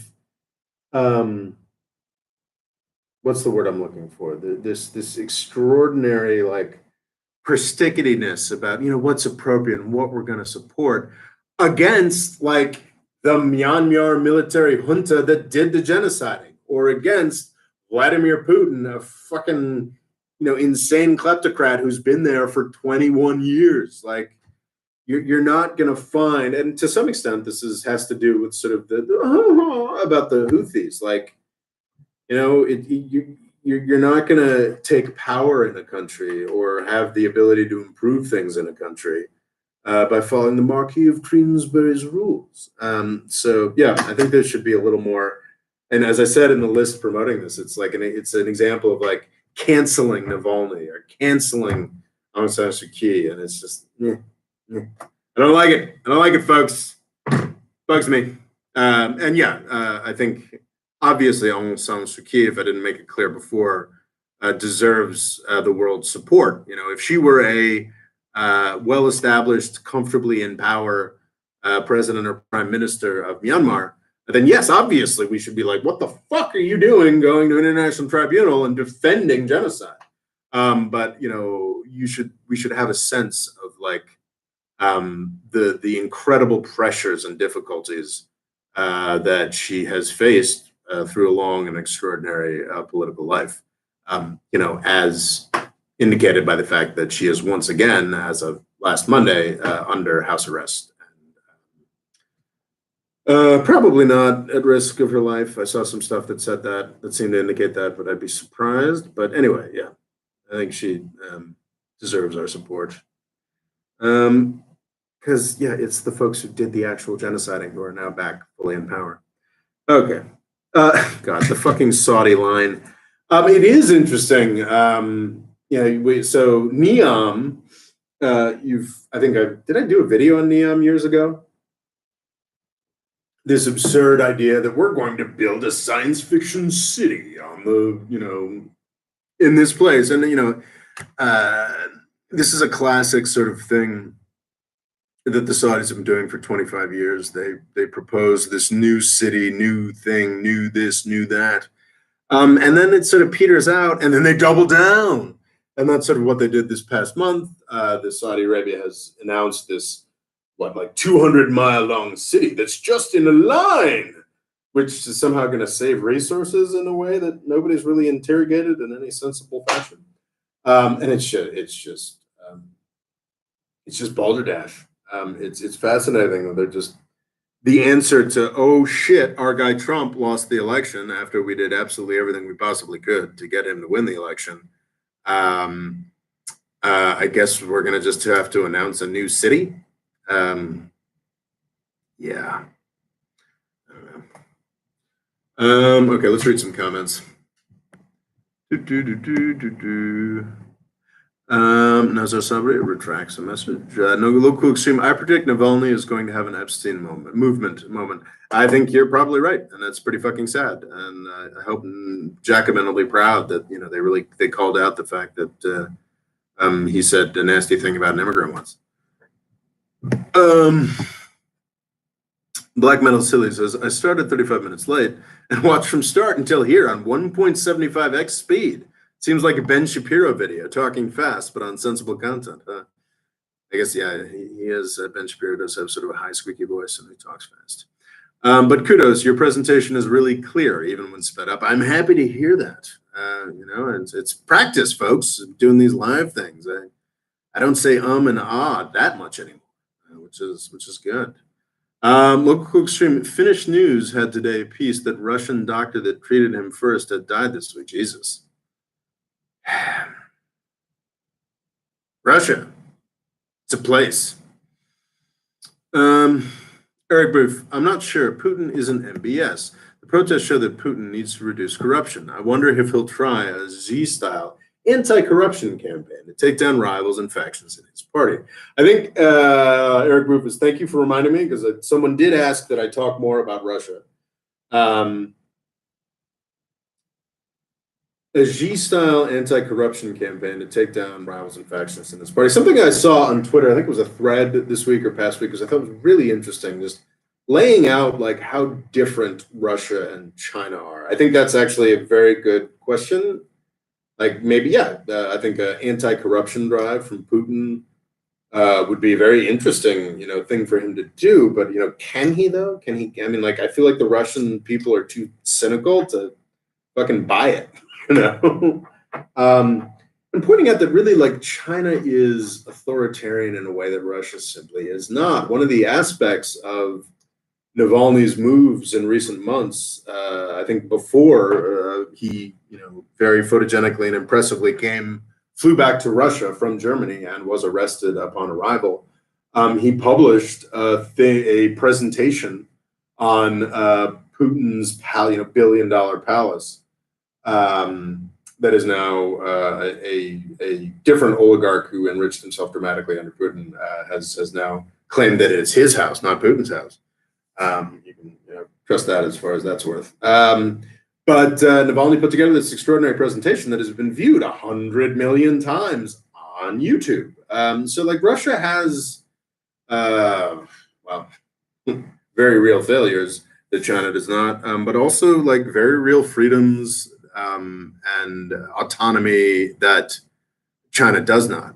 It is a kleptocracy. It is run by a shady, murderous elite, but it is not the same as China, and I think that's an important thing to emphasize.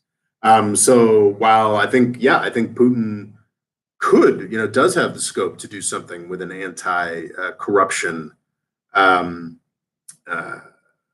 making anti-corruption moves. I think it's a diminished scope. I think Putin has fewer levers of power than the Chinese government does. Eric Booth asks, the West uses human rights like Britain used its missionary and Christian protecting policy in the 19th century, using them as a weapon, usually, without thinking about nuance between good versus evil. I think that's exactly on point, Eric. That is a sad truth. Black Metal Silly asks, will the Myanmar coup have impact on other countries in the area? For example, strengthening in Thailand or creating such risk of coups in future in other countries? I don't know. Neighboring countries, so that's what, Bangladesh and Thailand. Bangladesh is still fairly, it's like a vibrant but violent democracy. Is that accurate? I'd say two rival parties run by both by female leadership in a very, very patriarchal country. I don't know. It's interesting stuff that I don't know enough about. I think Thailand is still run by a military junta and has been for much of a decade now, hasn't it? What's very interesting to me is that the democratization process in Myanmar was one of the first fruits, only really positive fruits, of the pivot to Asia. That was something that Hillary Clinton and Barack Obama worked for fairly hard and achieved. And now it's we're back to square one, unless things. There's apparently a serious protest in Myanmar. This morning it came up, but I don't know. I don't have a ton of faith in the ability to really move that. I think that the military has always been fairly firmly in control, and I think they will successfully be able to end this democratization experiment, which is it's a tragedy. But yeah, I don't know about, but what is interesting is that I guess folks, it's funny because people are so invested in seeing any U.S. win as just sort of, oh, it's just a win for democracy and it's nothing, not people are so invested in not connecting this victory to the fact that like China started dumping concrete in the middle of the South China Sea and being like, oh, we're striking back against U.S. imperialism, that I think people haven't really internalized how this is actually kind of a huge loss for long-term U.S. foreign policy. Because it's not like people do this too much, assume that like the affiliation of a faction within a given country means that it's completely owned by another country. But it's a fact that the Myanmar military junta is more aligned with China than Aung San Suu Kyi was. So yeah, I don't know if I'm vocalizing that right. But that's the aspect of Myanmar that I'm most interested in. Yeah. West uses human rights like blackmail. Will the Myanmar coup have impact on other countries? Nazar Sabri asks, would it be completely off topic of you to tell us your thoughts on crypto? I have never, I was reading Hacker News like 11 or 12 years ago and reading about Bitcoin and being like, well, that sounds kind of interesting, but it also sounds stupid. And honestly, even though a single Bitcoin is now worth $35,000, my instinct remains that sounds stupid. And I'm apparently wrong, or at least I have been wrong for the past 12 years, because I know people who have made a lot of money on Bitcoin. My problem with Bitcoin and cryptocurrency more generally was that it always made promises that never made any sense to me. If cryptocurrency was to be as transformational and like world-changing, Fed blowing upping, geopolitics reorienting, if that's what Bitcoin was, and it was sort of always promised to be that, well, then wouldn't all of the currencies with militaries involved, stop that from happening? And thus far, it seems that sort of greed has kept that from happening.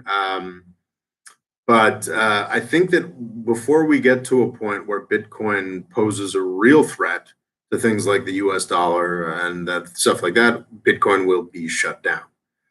So yeah, it always struck me that the promises of Bitcoin, a new currency, a new thing, were incompatible with the way things are. Because if it were ever to start to become successful in the ways that it has promised, revolutionizing everything, changing everything, then it would be shut down by the governments and currencies that are affiliated with militaries that already exist. What's interesting is that Bitcoin has never delivered any of what it has promised, but what it has done is become sort of a substitute for gold, just a sort of other store of value that has become very, very valuable. And yeah, I don't know.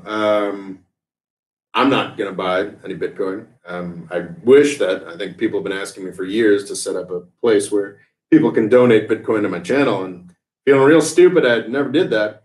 But yeah, I still am just that central skepticism. Like, if Bitcoin ever gets to a point where it dramatically is at the cusp of dramatically changing the world, as promised, then the world will make goddamn sure it won't.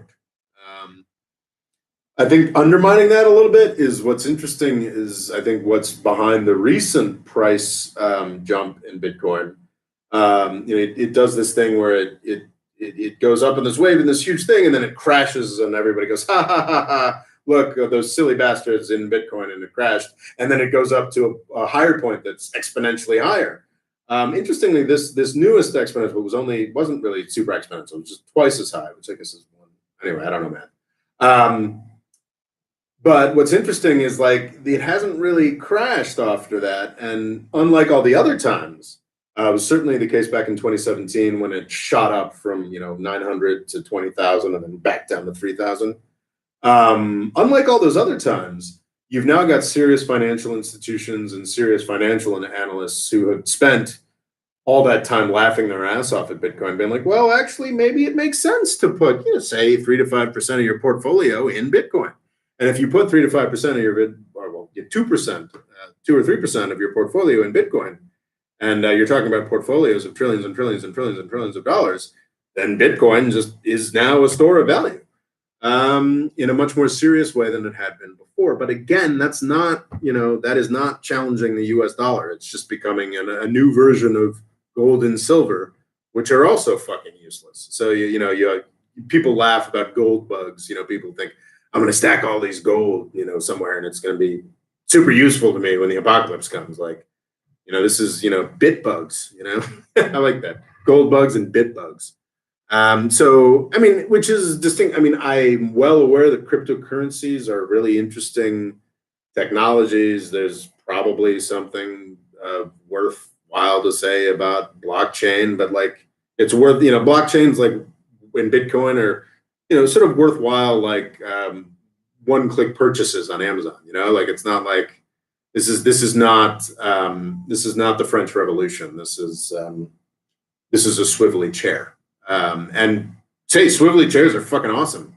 And there's real technological worth and forward movement to be had with these technologies, but I don't think we've really seen it yet.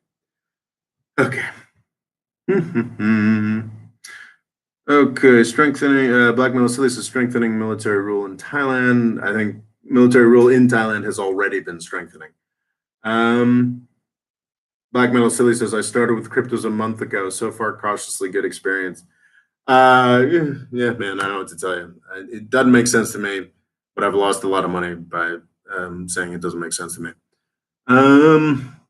And yeah, everybody's having a great time. I mean, let's just talk about the stock market more generally, sort of the GameStop thing as well. Everybody is having a great goddamn time on the markets right now. It is amazing. I talked about SPACs. This is the happy hunting time. This is fantastic. This is a bubble, folks. I have stock market portfolios. I think I've mentioned this some, like, my fundraising appeals got a lot less desperate a couple of years back because of a couple stocks that I had purchased that have done very, very well. And over the past year, it's not just those few stocks. It's just like everything goes up all the goddamn time. Like I open up things and I'm like, oh, look, well, that went up 5% today. That went up 5% today. That went up 5% today. And it's fucking magical. And, I have a lot of friends who are middle-aged people who stayed on a corporate path and a more bourgeois path, and they have a lot more resources to invest. And they're like, oh, this is amazing, like SPACs and Tesla and NEO and XBang and NextEra Energy, and everything's going up. And you know what? I remember this feeling. I've had this feeling before once in my life. And that was in 1999, before when I was a stockbroker and before the first tech bubble burst. I mean, it feels great to be like, I'm getting richer all the fucking time. Look, everything's working. Everything's friggin' fantastic. Will this end tomorrow? Maybe. Will this keep going for 5 to 10 years? And that's the crucial problem here. It's like, if it keeps going for another 5 years, then people who don't invest are the assholes. They're the idiots who, because maybe 5 years of growth from this, well, then maybe the crash happens and it only goes down to here, and you're still here with your money you didn't invest. The people who really look really smart when they, play a crash right, it's always a handful of people because it's really, really rare to get the timing right. So I don't know. And yeah, we're now in a point where everything goes up, and long may it last. Stock. And yeah, the GameStop thing specifically, I have nothing more to add to that other than, wow, what a ridiculous story. I don't know if you guys are familiar with this. It's basically a stock. I am not a video gamer. I would assume I have a rather younger and male trending audience. I think I would safely assume that there are many video gamers among my audience. And my understanding is that most video games are now purchased and played online, right?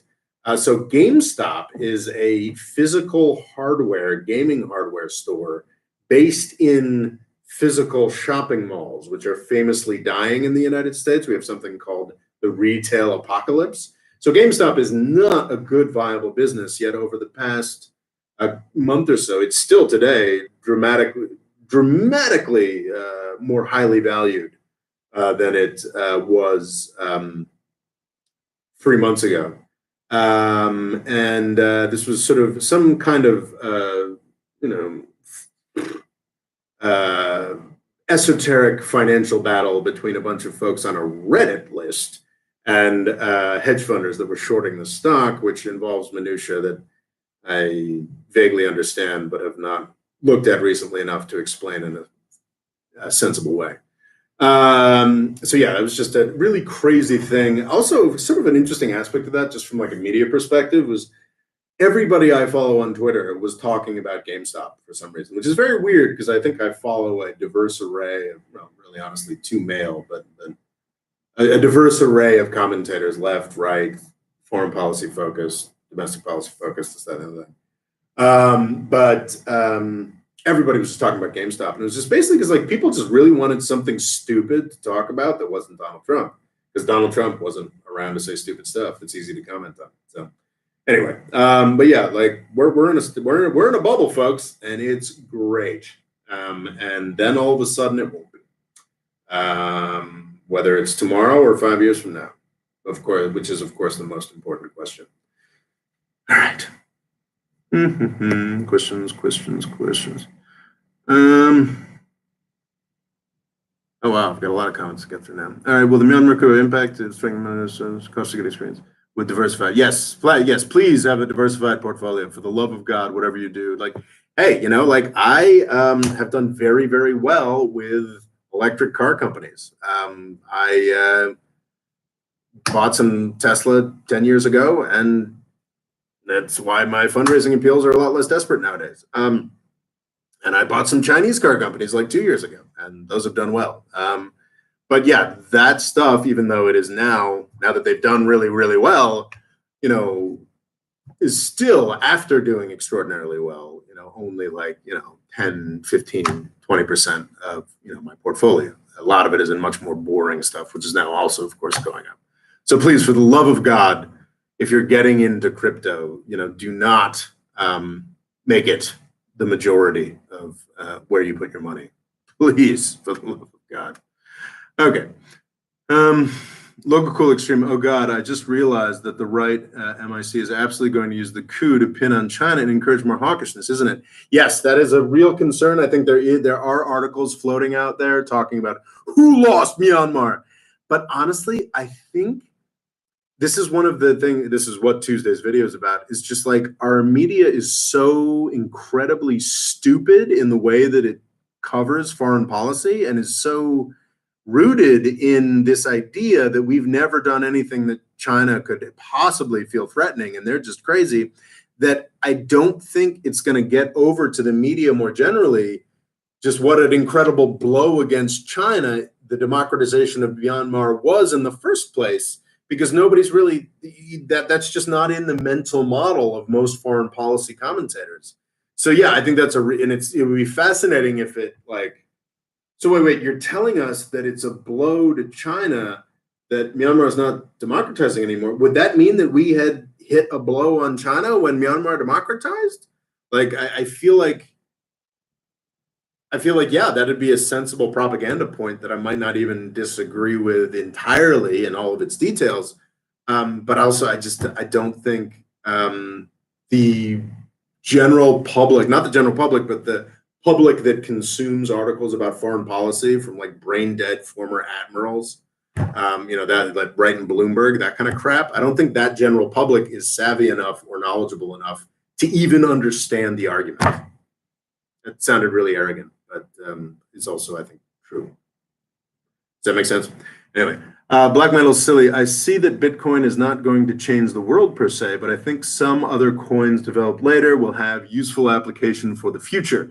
Yeah, there's someone I followed on Twitter who's like, Ethereum sounds very cool, and I tried to understand how that's cool, and then I was like, you know what? I think I'm just going to go buy a utility that looks like it has a sustainable development program that might do well out of a Biden stimulus. And I'm probably missing out. Yeah, I think I'm prejudiced against cryptocurrencies, which has probably hurt me financially.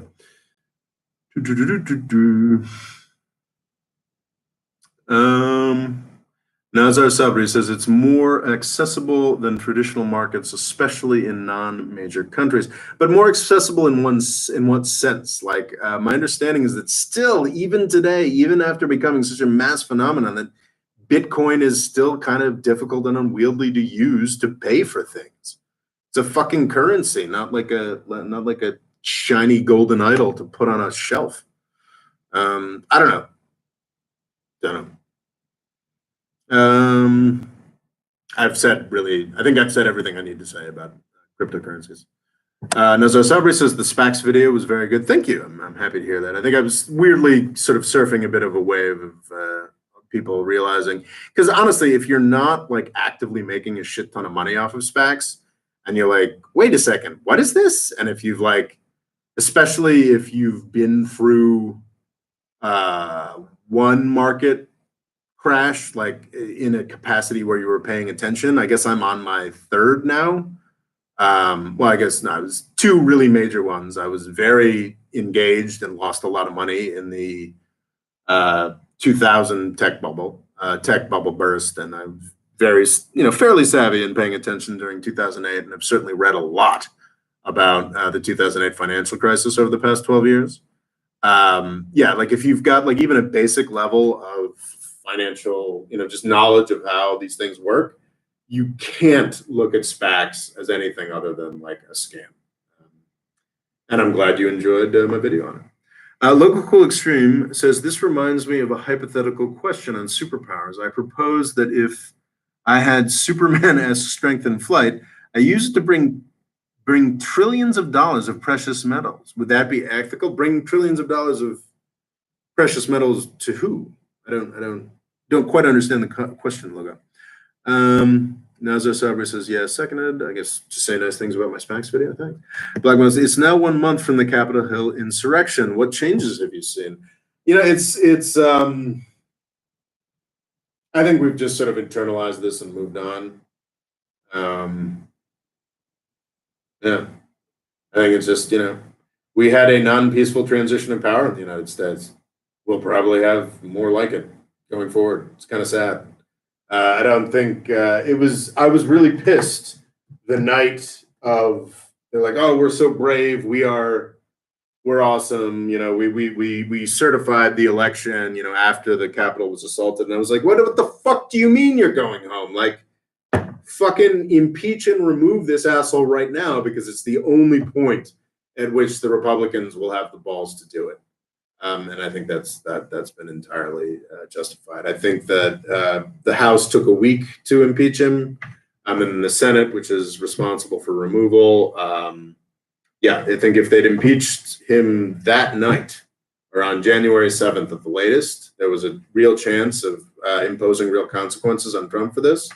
But yeah, I don't see it happening. I think that the Capitol building in the United States, as somebody who used to live in Washington, D.C., it's a real shame, has been turned into a sort of military camp when it was really just a poor allotment of personnel that allowed it to happen.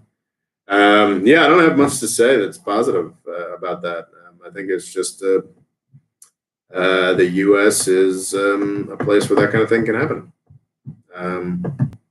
which is good, I guess, which we knocked off our high horse a little bit. Yeah, there was a second impeachment, but it almost certainly won't go through in the Senate because they need 2/3. They don't just need a majority; they need 67 Republican votes, 67 votes total out of the 100 people in the Senate, which means like 16, 17 Republican votes, which they're not going to get. They maybe get like 3. What's interesting and what's nice is even like the Atlantic Monthly, which is like one of many house journals of the military industrial complex, was saying like, okay, back the fuck off. Because yeah, there are absolutely people in Washington, D.C. who are like, oh yes, let's do everything we did after 9/11. Instead of using it against foreigners, let's use it against U.S. citizens. And even the Atlantic Monthly is like, wait a second, asshole. Like, we're not going to do that. White privilege is a nasty thing, but when you're, I think the one positive aspect of it is that wait, we're supposed to start treating middle-aged white people, many of whom are law enforcement officers, the way we treat Muslim immigrants and Al Qaeda. Yeah, I don't think we're going to do that, and yeah, I don't think we're going to do that. Which is, maybe racist and bad from a privileged perspective, but from a perspective of the United States not turning into a fucking terrifying authoritarian nightmare space, I think it is good that a lot of the attempts to make domestic terrorism the next new big scary thing seem to be falling flat so far. I think the Biden administration looks like, elements of the Biden administration seem pretty open to doing, doing more Orwellian bullshit. But I think that even among the people who would be responsible for making that sort of thing legal and a functioning thing, even they're not very eager for it. So we'll see. Um, yeah, I'm not seeing much tightening of national security laws, surveillance, et cetera, like after 9/11 yet. Amard Moses says, I'm back in the stream, catching up with comments. Yes, indeed, the spec video was a bit of an eye opener for me. Well, thanks. I'm happy to help. Share with your friends. A local extreme says, bringing trillions of dollars in precious metals to Earth to flood the markets. Oh, and manufacturing industry with it. Yeah, man, I don't know. Currency, it's confusing shit. That is an interesting thing. Like, yeah, what would we destroy? Yeah, asteroid mining. Not prepared to talk about it today, Logan, I'm going to say. But it's a fascinating thing. Or manufacturing in space. I don't know if you guys are big space nerds the way I am. Ironically, the thing that saved this channel, me buying a bunch of Tesla stock, was not in fact because I had much interest in Tesla or electric cars at that time. It was because I really liked SpaceX and I really wanted to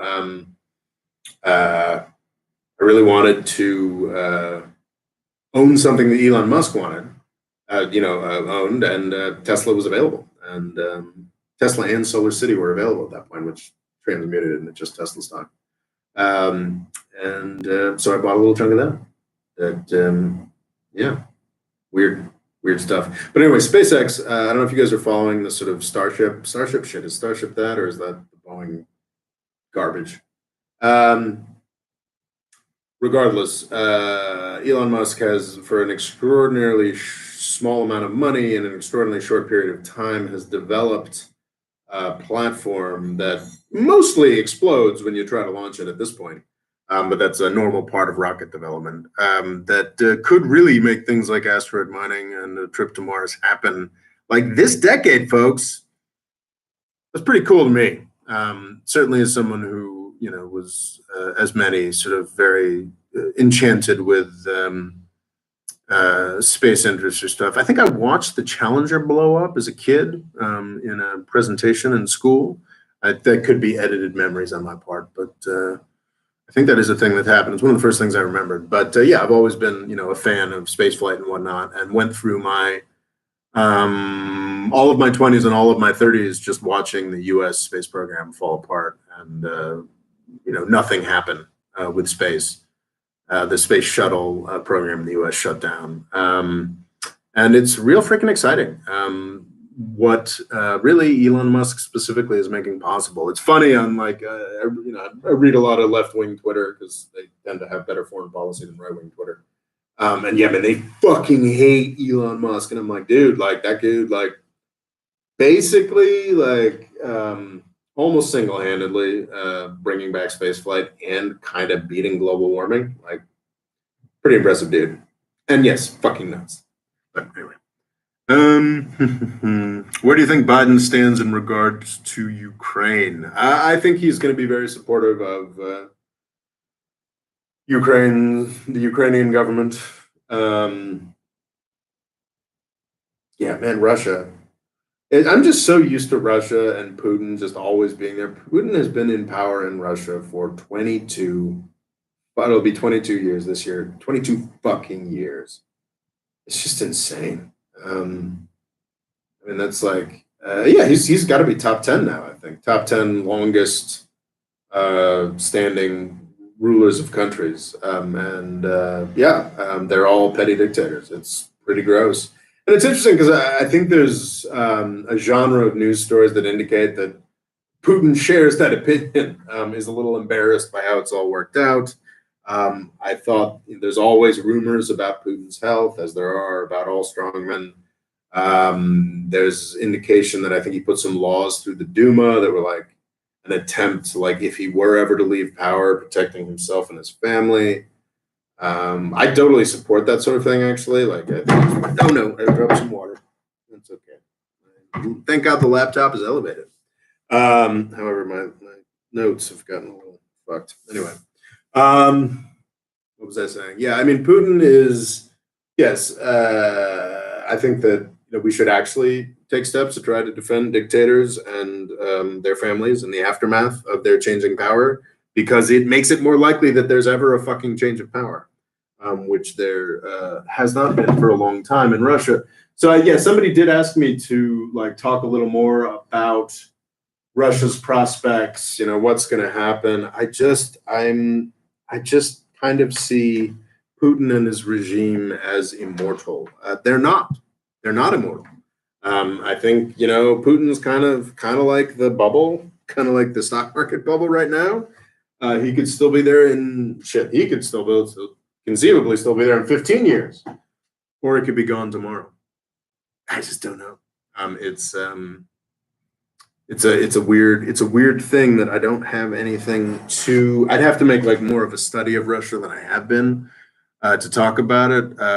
They've got a lot of obstacles, but Putin keeps on going despite a lot of obstacles. I think convinced to a degree that I think a lot of people are convinced that they have managed the sort of low oil economy better than many, though of course poorly, but not as poorly as say Saudi Arabia or Algeria has. So yeah. But yeah, as far as like, I have not looked into Biden's approach to Ukraine. Sadly, I don't have a good answer to that. Black Metal Silly is about Orwellian. My wife bullied me now to read 1984 at least once, so I am done. I can say what is Orwellian and what is not. Yeah, I apologize for using Orwellian. It is a really overused piece of word stuff. Black Metal Silly is, I am a space nerd. That's a good thing to be. Local group saying, Black Man saying, my local cafe bought me a Pepsi instead of a Coke, which I asked for. This is 1984. Yes, that is very Orwellian, because Orwellian is anything we don't like.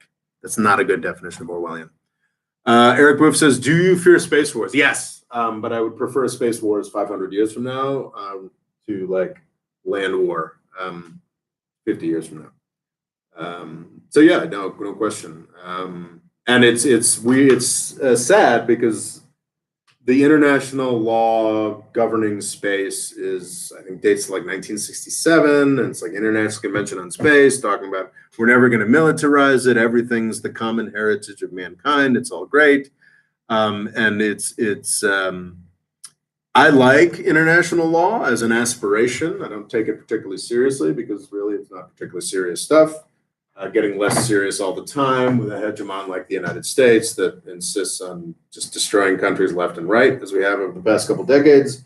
But as an aspiration, I like it. And the law governing space is very aspirational, hopeful, beautiful stuff that is going to decline and fall apart quite dramatically in the coming years. And it's, yeah, I don't know. It's going to be, I think if you the sci-fi show The Expanse is one of the few television shows I can bring myself to watch anymore. Definitely deals with one of the possible futures there. Yeah, and gets into some of the more horrifying possible aspects of things. So yeah. It's important stuff. I am losing steam. Well, it's been almost 2 hours. Yeah, it's been almost 2 hours. So it's a fair time for me to start losing steam. Let's read some of these comments and close out of here. Elon supposedly helping a movie crew get to the ISS to shoot a movie. That sounds great to me. Anything that can make it sound like the two crucial problems for space: the expense of getting there, and two, what the fuck are we going to do once we get there? What's interesting is the way that these two problems entangle. If you make serious progress on the cost, you make it cheaper to get to space, then, well, let's shoot a movie. Let's do some tourism. Let's make a fucking amusement park. Becomes a lot more viable when you make things cheaper. And that is what Elon Musk is doing, which is a good thing.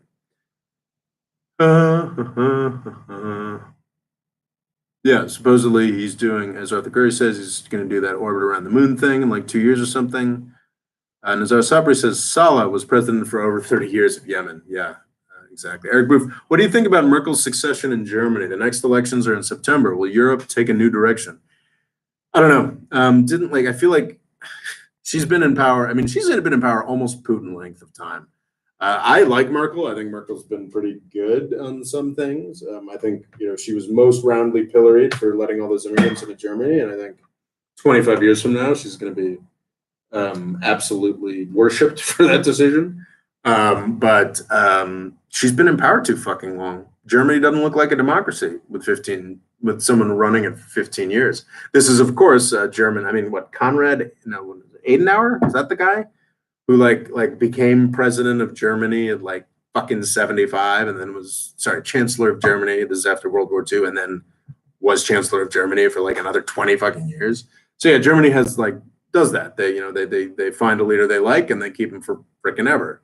I don't think that's good. I don't think it sets a good precedent. I think it's really interesting imagining Putin at that first international meeting of European leaders when Merkel's not there anymore. I mean, they famously clashed, they famously worked together, they famously whatever, but just sort of Putin just sort of showing up there and being like, oh, well, everybody's like 20, 30 years younger than me. Like, it's sort of interesting considering, of the major powers in Europe, sort of Putin as the elder statesman by far. I mean, he already has been, but for 15 years, Merkel and Putin have been there. And it's sort of interesting imagining the way that changes those dynamics. I have not done any kind of deep dive on German politics recently.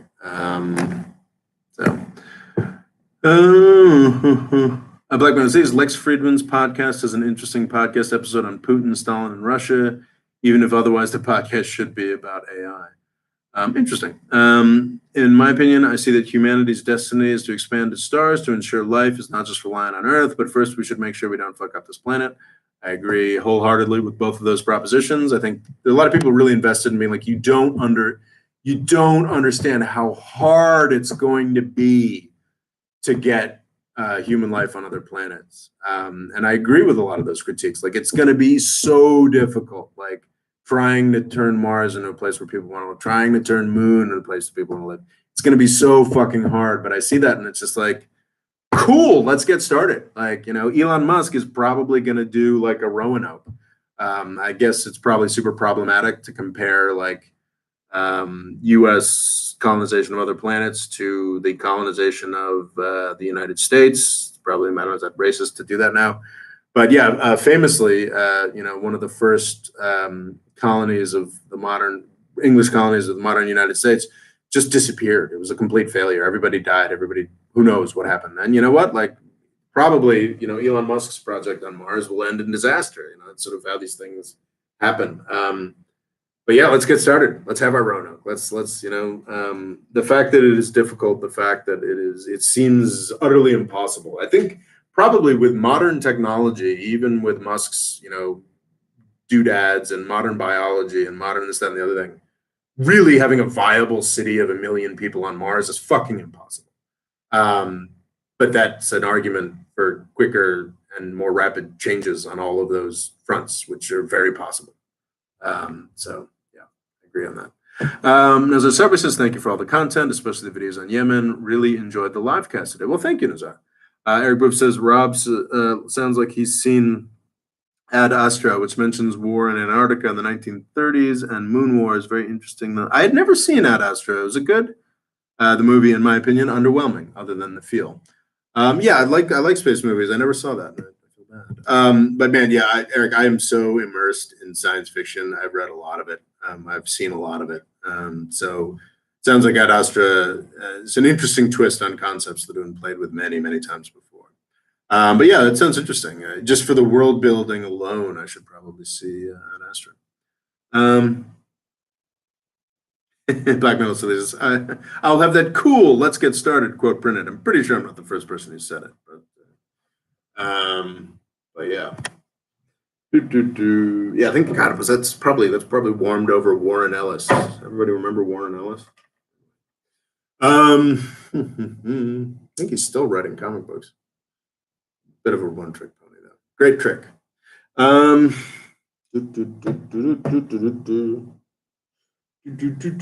Okay, did I make it through all the way? We are at 2 hours, which means I'm tired. But I'm not entirely sure I finished this. I'm really excited. I thought the internet was supposed to be a little wonky here, but we seem to have made it all the way through. I'm tremendously grateful to all you folks. I'm not going to do any spieling. Actually, if you guys want to help, if you want to go to like this thing on my YouTube thing and be like, wow, what a great live cast. I sure do love the live cast. People should sign up to that. Like, comment on that. Heck, not the worst, right? What was I going to say? Ethiopia's war continues. Yes, Ethiopia continues to be really depressing. It's interesting, if Biden makes serious progress on Yemen, distinct chance that Ethiopia could end up, the world's worst humanitarian crisis. The war in Tigray continues fairly predictably. Ethiopia controls all the major population cities and centers and cities in Tigray province, but the Tigrayan People's Liberation Front, the entity that used to basically run Ethiopia for 30 years, controls the countryside. So yeah, standard, revolution, bloody ethnic conflict dynamics, not great. Not great, like real shitty, which is, yeah. I've made a couple of videos on Ethiopia as this wears on, which makes sense. I'm becoming less and less sympathetic to Abiy Ahmed's approach to this sort of thing. Interim government for Libya. So I think last night we have an official interim government for Libya. Unfortunately, as with Libyan politics, the dynamic is okay. So are the other governments going to give up? Because we've seen this a couple times where like we've got a new interim established government for all of Libya, and there's like 3 generations and layers of other governments that are like, I don't think that's legitimate. So now instead of having 3 layers of competing governments in Libya, we've now got a 4th. So I don't know. Hopefully it won't happen that way. Just extraordinary complexity and minutia.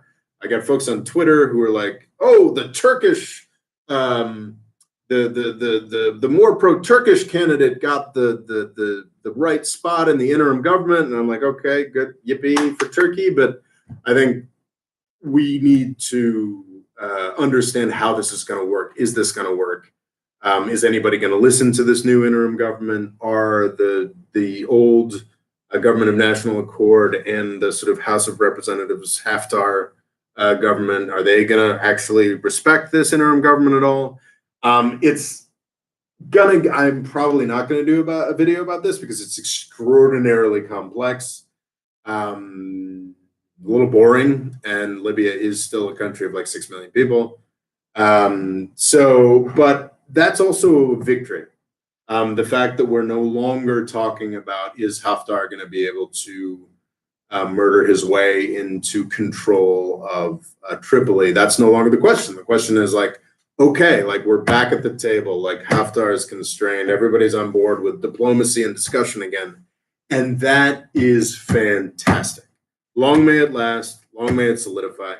I think I'm a little more interested in politicians in Libya attempting to provide real benefits to the Libyan people in terms of security, safety, functioning, sanitation services, that sort of thing, than I am, yet another in-depth process of negotiation and election between competing proxy elites.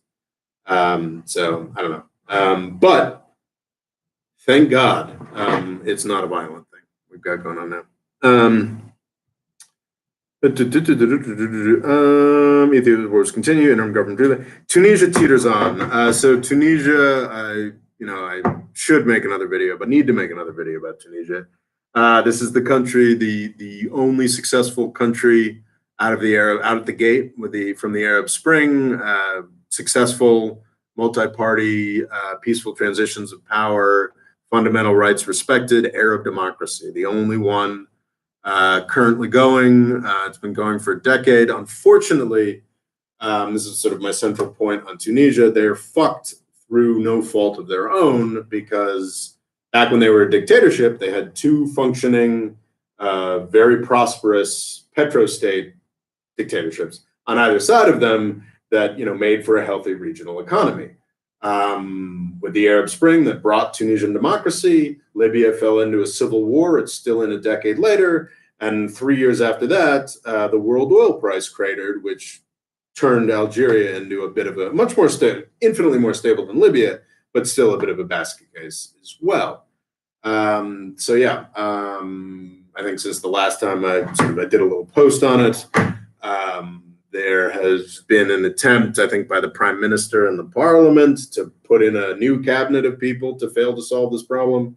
And the president is objecting to that. And yeah, it's a mess. I should probably do a video on it, because I am committed to treating the most important country in the Middle East like it is the most important country in the Middle East.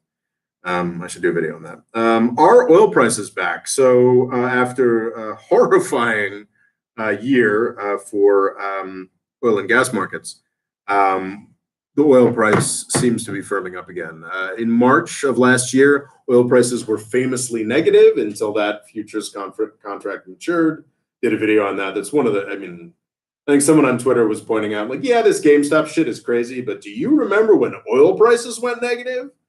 And that was pretty crazy. But after that, they'd sort of hovered in the mid 30s for a barrel of oil throughout the past 9-month period, because Saudi Arabia voluntarily, basically OPEC wasn't, I can't remember if this was a month ago or 3 weeks ago or 2 weeks ago, because OPEC was angry about the production cuts they were asked to do, so the U.S. could profit, which it is not. Saudi Arabia was like, fine, I'm going to voluntarily take another 1 million barrels of oil off the market. That's like 1% of, actually probably more than 1.5% of the market at this point. And yeah, managed to successfully send the price of a barrel of oil out of the 30s and into the 50s for both West Texas Intermediate and Brent crude. At this point, things, I think people are getting super excited in the oil and gas realm, which I think is premature. I don't know. I've got a video called How the Oil Market Dies, and whatever happens, whether prices continue to go up or they flop again, that video explains it.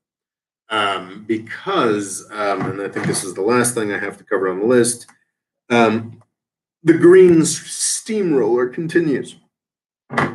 Like, we're totally getting electric cars. Like, it's like we're going to get like a lot of electric cars. It's freaking crazy. I've spent way too much of this, way too much of this, of this year with my parents who live in a sort of affluent suburb of New York City. And it has been fascinating that it seems like almost every car on the road is a Tesla. And yeah, electric cars are coming, and like people are not quite grasping how much that's going to crater oil markets. Of course, if you crater oil markets, if you make it impossible for Canadians or Algerians to sell oil and gas, then eventually you will get price spikes, which will make people buy electric cars more. So it is a weird, very positive cycle that we're entering, and higher oil prices are part of that cycle. So yeah, anyway, Okay. Local team says, so remember PAS, the Islamist party here in Malaysia? Recently, in an interview, the leader of the party openly admitted that they intentionally withheld economic progress, and it reminded me of the GOP. Well, that's a terrible thing for a political party to ever do. Why do theocrats despise economic growth so much? I think theocrats like taking credit for economic growth. They don't like it when someone else can take credit for economic growth.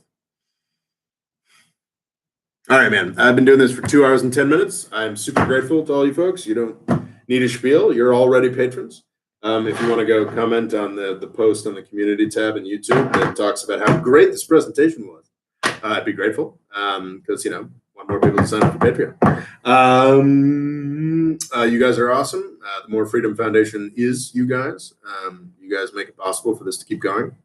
And I'm very grateful to all of you. Thanks. And I'm ending the stream. Holy Christ.